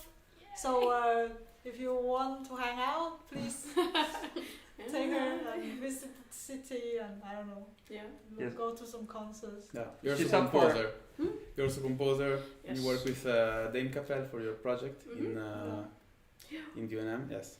And next year it will be in Iceland, UNM. Yeah. And then I'll probably be organizing a lot. Okay. So yeah. Good luck. Yeah. So she's been very helpful, and she's up for grabs. She has literally nothing on her calendar, so just feel free to call whenever. Yeah, basically. Yeah. No, I'm doing like an internship, but I also have a lot of free time, so yeah. Mm-hmm. Yes. Yeah. Great. Perfect. So now who's gonna change the scene? No. Oh, in the meanwhile, we can ask. Did you have any questions you want to ask from us, Oh yeah, we totally forgot. or from Katrine also? Yeah, I mean, I mostly just actually we already talked about it, but in terms of like me turning up with this very kind of open score that I did on purpose, not put any. I mean, in the end, there are some rhythmical aspects, but just I always want to talk about the notation because I think this is like the most kind of like this is the starting point of anything. Yeah. And it's also, for me, super difficult starting point because once we have the score and I chose to write in the Western notation and there is the note and then this is the note and of course this is just like going to be transformed into sound and then the sound will be something you communicate. But then like there are so many different ways of notating, but I always doubt this notation and I just wanted to hear your thoughts about it. Yeah. Like, Personally, I work a lot of different pieces with different notation. I mean, in the end, the notation is just a way of formalize events on time or density on time. So I thought, starting from, we were working a piece by John Cage, for example. It was just putting the dots on timeline. Or I've been working a lot of, graphical notation where it was more about densities on a timeline. So, I mean, if you have an idea of form, it depends. I don't think every notation can work for everything. So sometimes you really need a strict notation. It just depends from what kind of artistic outcome you want. Yeah. But in the end, we were just talking about organizing material and an evolution of material in time. So it's up to you how you want to deal with that. Of course. Yeah. And now, when I think it's super nice that you leaving so much space out You bring some kind of things, and then we work to it, and then in the end, of course, there is time needs the sound to appear and stuff like that. We just take it from there. I mean, in the end of the day, it's just about the ears and the music. It's really not about the seconds anymore. So yeah, I mean, of course, I think for this piece, I don't know the best way to notate it. But I definitely think it doesn't need to be a rhythm or anything. It could be graphic, and then it could be some notes here and there, just to some key notes, like to remind. It's almost like the notation should be created from you and the musician together. Exactly. So and probably that notation, when you give it to another musician, they won't understand it. Probably that will be how it is in the end. It needs a little bit detailed explanation to be able to understand. Yeah, there is always like the question, because when you have the chance to actually write with someone, then you also have the chance of the communication, and you can even write like silly things in the score and exactly. enjoy it. And then comes of course a problem, like if anyone else is going to perform it. And I meet a lot of performers who say that please don't invent new ways of notating, because everything has already been created almost. So they say that find the way that is most common and just use it. And I think that's a very valid thing to say, but it again goes back to the the whole pragmatic side of rehearsing, and things needs to go fast. So maybe this all goes to the situation. But from the other side, how could you decide that the EBO is reacting at 60 ppm and doing or a tam-tam stroke needs exactly 4 seconds to develop? I mean, this is not possible. No. We had experience with a piece by a composer, I don't want to say the name, but that she was notating everything super clear, like second, but it was such fragile effects that you cannot put that on a timeline. You need to wait that an EBO is speaking, because if not, first you are stressing the performer and it's not going to work. So what we decided was just like, no, we take the timeline out and we just do chamber music, and we decide, okay, this is going to be like sounding to another sound, and that's the way you understand the music. I think. But another thing is that what the detail that she has been denotated into the scores. Oh, you're giving information. You said she. You did that before. Did I? But like the day that's notated in the score, so detailedly notated, it does help to understand it better. And then in the end, how the musician wanted to create the piece, how to weigh with the sound, how to adjust musically, then it's on us. That we can control. We can say the tempo is not 60 anymore, the tempo is 50. Yeah, that's also a good point you said. It's not a problem, you know, but the score was very clear, it was very... So that's also why when I see in these scores, I don't mind it was notating 60, but in the end, I'm not going to stress to make it 60. Yeah, maybe that's a good point about how to say sustainability of your score. Maybe it's good. Maybe another way is that you can notate stuff because you have an idea of form and you want to. But then exactly it's mostly something coming from the ensemble, the way of. Exactly. But maybe it's true for sometimes for some material it's necessary to. I mean, all the rubato in Brahms, he didn't wrote it. No, exactly. We just do it ourselves. Yeah, we need to do it. Exactly. I mean, if you take out a Bach score and play, it's just MIDI notes. MIDI notes, sorry. It's really very often like this, you know, when once the score has been published, then that's pretty much what the composer can do, you know. But I just want to also address this thing. I think it's super nice, and of course this is a luxury we have, that we have this space and we have the time to actually workshop the piece rather than, you know, having half an hour of rehearsal where we have to get through a piece, which is very often the case, and which is also, in that case, it also makes more sense to have some kind of like, stick to the box. But in this case especially, it's super nice, like you wrote some specific rhythmical things down, then we went along, we didn't do it exactly like that, then we also proposed to change it, and eventually we changed it. I mean, a lot of the things that are now on the score, most of the things are not really like, you're not playing it like it is. No. And that's, I mean... That's what we want. Yeah, exactly. That's, and also I think it's just like either the bar lined or the lined like system.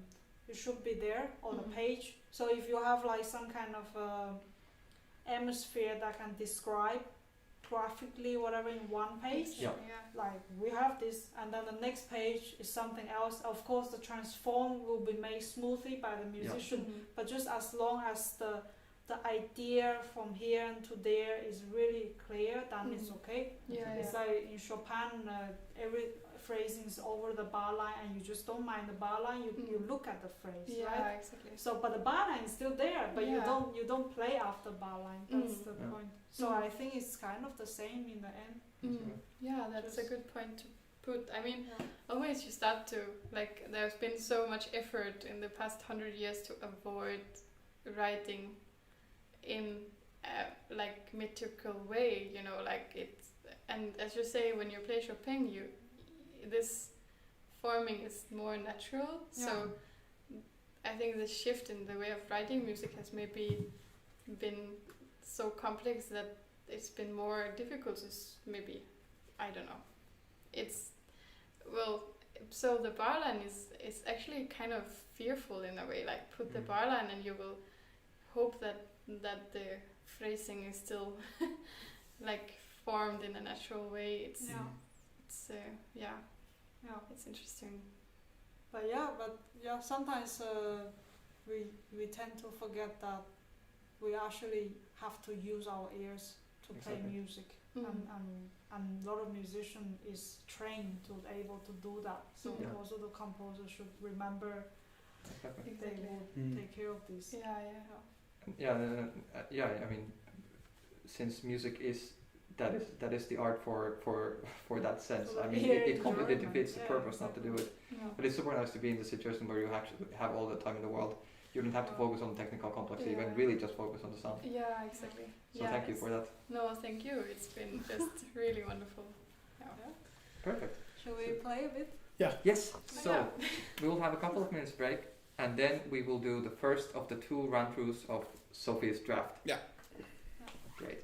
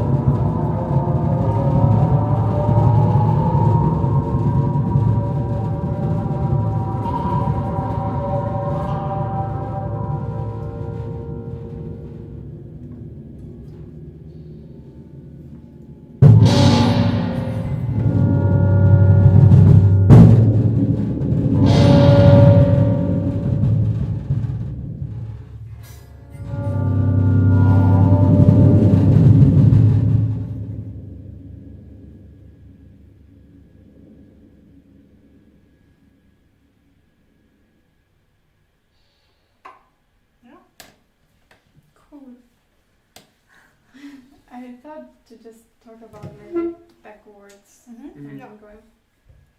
So, like on page 7, where there is kind of the occurrence of something more louder in the question in the guitar, I thought maybe we could try to work on how to make this, like, it's kind of like coming out. I mean, of course it's coming out of piano, and then the idea is that it's kind of an eruption of something that then is opening up for the new impulse in bar 36. So it needs to somehow be a bit more of something. I don't know how we can get to that, but maybe we can take from 28, and I don't know if the guitar can make a more distorted sound towards the end, or how it's possible with pedals to kind of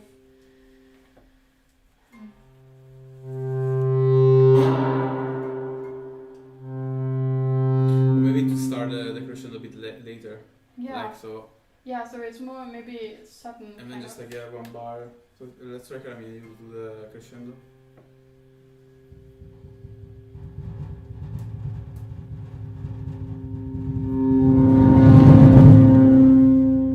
Yeah. And then let it ring, right?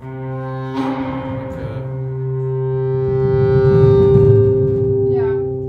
And I prepare to the. Even if you add a bit of vibrato or something like an effect or something, I don't know.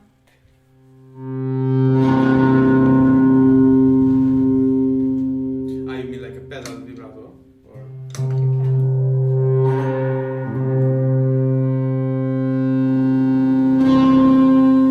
Yeah, let's try something just to kind of open up the sound.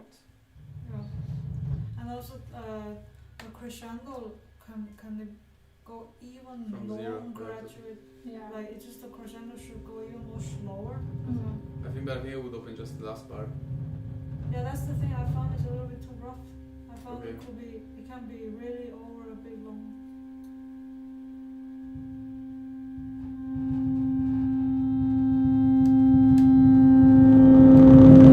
I like that. Yeah. I don't know why now it does one octave higher.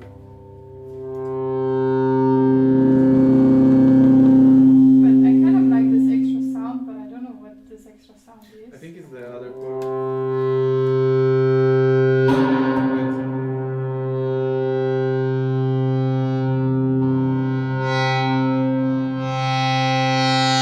I don't know. Oh, amazing. I didn't know you could do that. Interesting. I really don't know either. I just think it could be. Yeah. But before you also had the other string, or Yeah. what happened? Ah. Maybe if I release a bit. Maybe it's too much with the high frequency. I don't know if it's. I like this distortion. glitch. Yeah. Yeah, let's Like try. that. Maybe we can try from 28. Yeah. And also I come from a quiet, distorted moment and up and down. Mm. I think maybe also listen to my sound when my sound gradually becomes a bit more clear. Maybe that's the moment you guys can really push up. Mm. So yeah. Yeah, that would be interesting.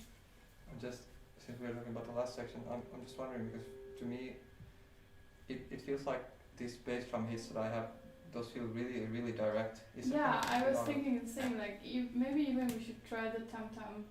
I don't know if there would be other kind of, because it is kind of like, it is, as you say, very direct, and it maybe there needs to be a more clear impulse to the directness in this music. Like, it needs to evolve from some other source and not from nothing, I think. Right.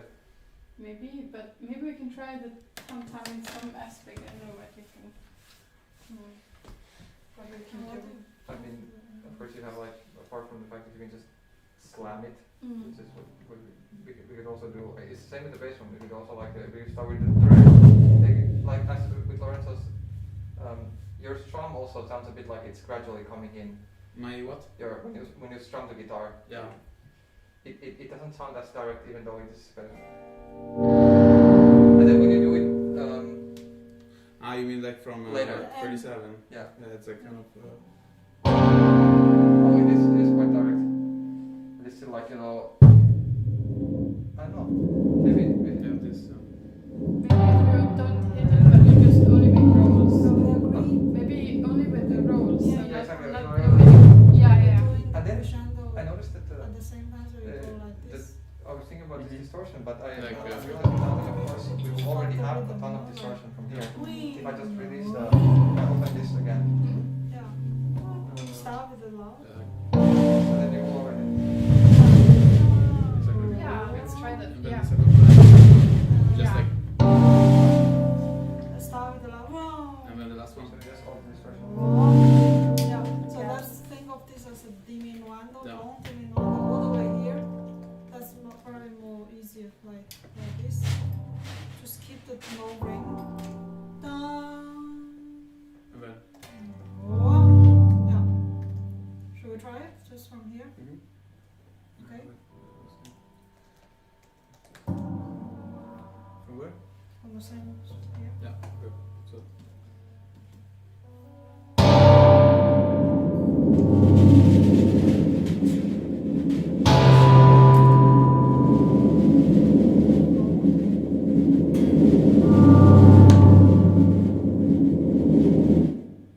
Sorry, I used to. Try again. Okay. Why it's not working? Okay.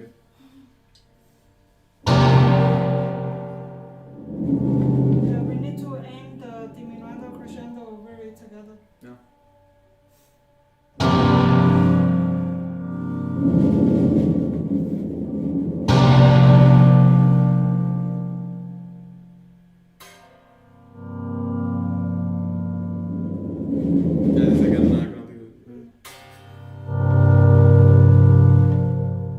What is this? The last one. You want a fast, short, or? I mean, it's free. I think it should be like faster one, huh? Okay. Yeah, let's try it. Let's try it last time. Can I stop playing with you, or do you want to? Yeah, sure.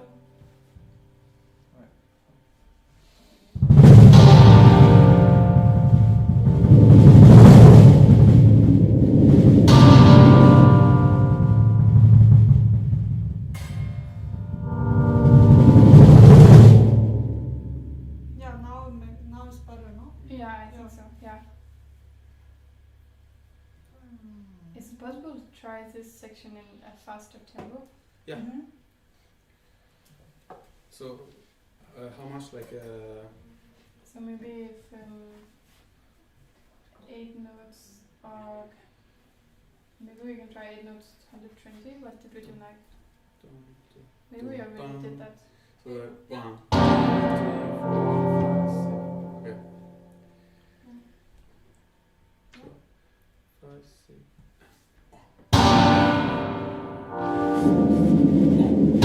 5. 1, 2, 3, 4, 5. 1, 2, 3. Okay, this. Yeah. So bit faster. Yeah. I even wrote it in like 100 on the quarter notes. Ah, did you? I just need So it's the much. tempo change in 36. Okay. Yeah. Yeah. So yeah. So 1, 2, 3, 4. So it's much faster. Yeah. 1, 2, 3, 4, 5, 6, 7, 1, 2, 3, 4, 5, 1, 2, 3, 4, 5, 1, 2, 3. Okay, Yeah. Okay. That's right. So 1, 2, 3, 4, 5. So how should we communicate it? I think we can just give like Should we just say 1 to 1, just divide it in 3s and 2s and just like conduct it somehow, or is that too complicated? I think we just give a 1, 2, 3, 4, 1, 2, 3, 1, 2, 1, 2, 1, 2, 1, 2. No, That's fine for me. you just do like a 1, 2, 3, 1, 2. Just give a 4, 4 out. start. 1, Yeah, 2, 3, 4.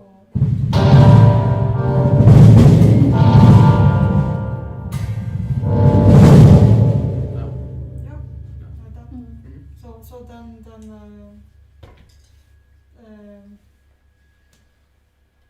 okay, I will go like this. And then we on Nice. up, one bar before. Okay.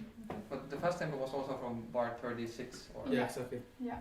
So Should we take from there Yeah. one time? 36 bar. 36. Yeah. Okay. So I'll just change your instrument there. 1, 2, 3. can we? Oh wow! It actually was kind of nice in the guitar.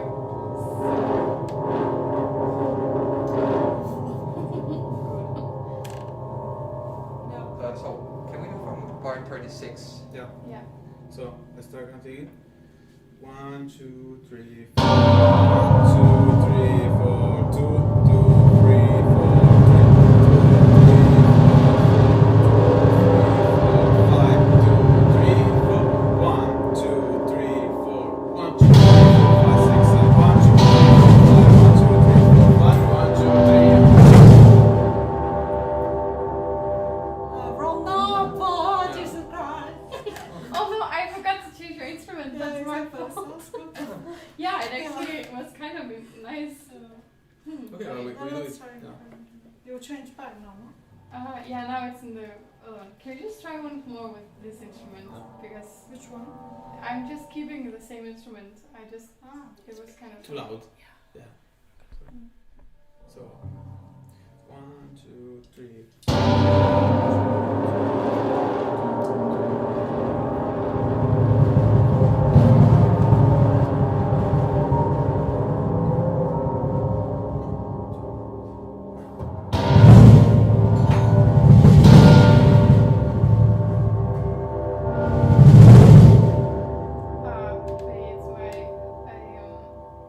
When it's the other instrument, then there is no gain there. So Yeah, exactly. So I need to use this. yeah, let's try one time with this one, just to try this sound. Yeah. So Same place? Yeah. This your way. 1, 2, 3.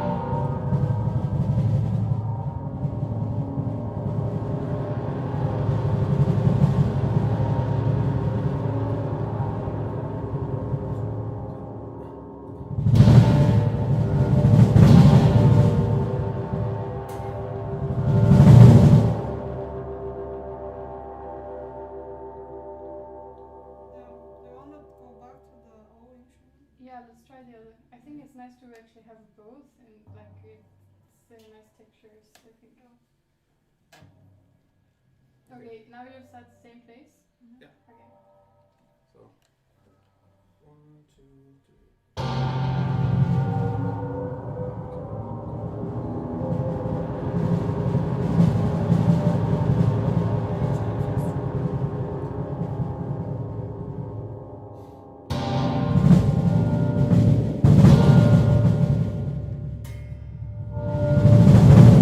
I like this. Yeah, it's more distinct. Yeah. So we have this change of the texture a lot more.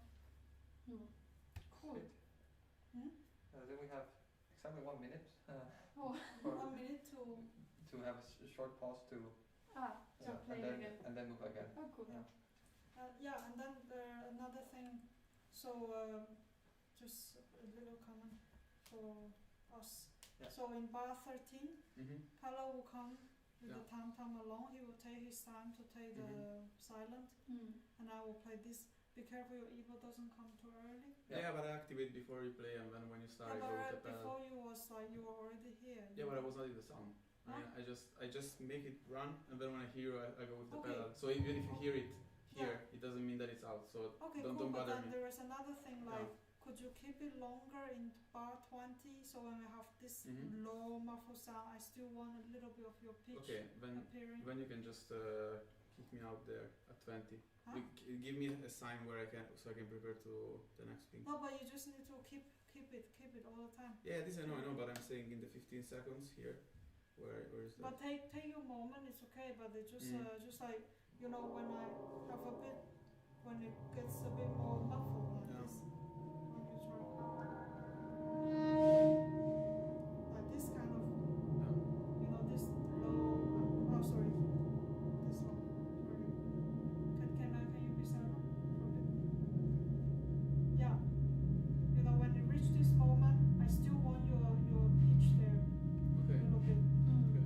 Yeah. It's a bit off from the chord, but I I mean, like from the sound. But just very soft, very Yeah. soft. It's almost, yeah, and then you fade out. Just stay a bit and then you fade out. Okay.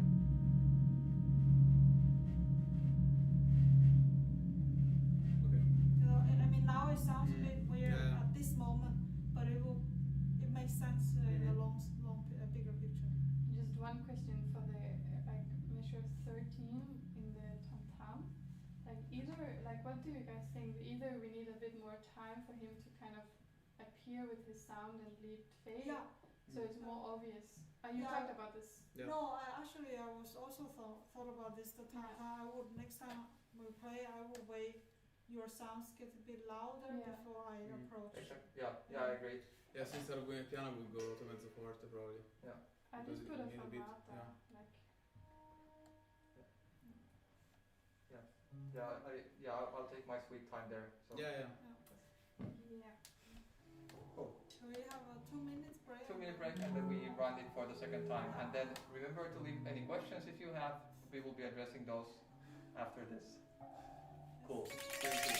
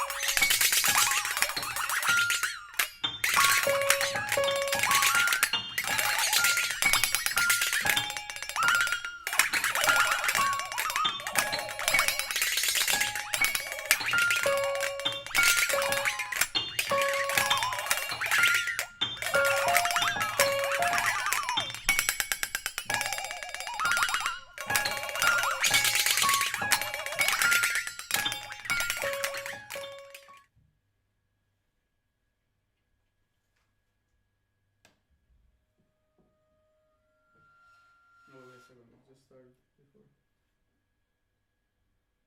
It doesn't matter if you come a bit late. No, I started before him. Yeah. Okay, no, second. Let's say 10 seconds of breathing.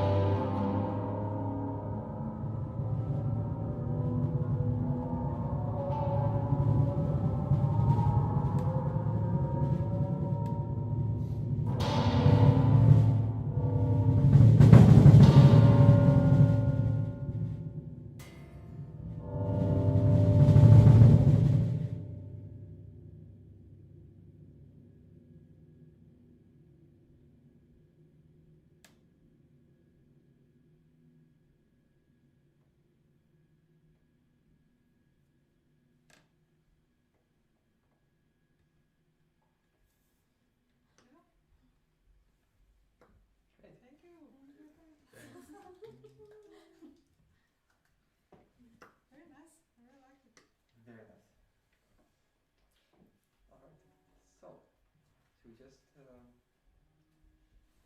let's move back to the positions without a break. We can just like talk. Let's see if there's any questions. Just and then some closing remarks.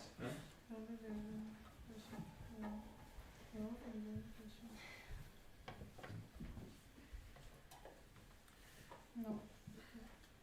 But I think, but we can wrap it up. Yes. So that's it. Thanks for Sofie Meyer. It was very nice. I'm looking forward to hear more from the piece. Yes. Yeah. I'll play more of the piece. Yeah. And thank you for Katrin behind the camera helping us out today. And our next micro workshop is with Connor. So that is with the American composer Connor McLean, who is currently based also in Copenhagen, and that will be in September 15th, and the stream will be on the September 16th. Yeah, September 15th, 16th. Yeah. So and we are playing Spore in 3 weeks in Aarhus. Great festival. We have 3 premieres on the program by Mats Emil Dreyer, Mariana Lysenko, and then Marcella Lucatelli. So and 2 pieces from our repertoire. Catch it if you can. Yes, that's it. Yeah. And thanks again.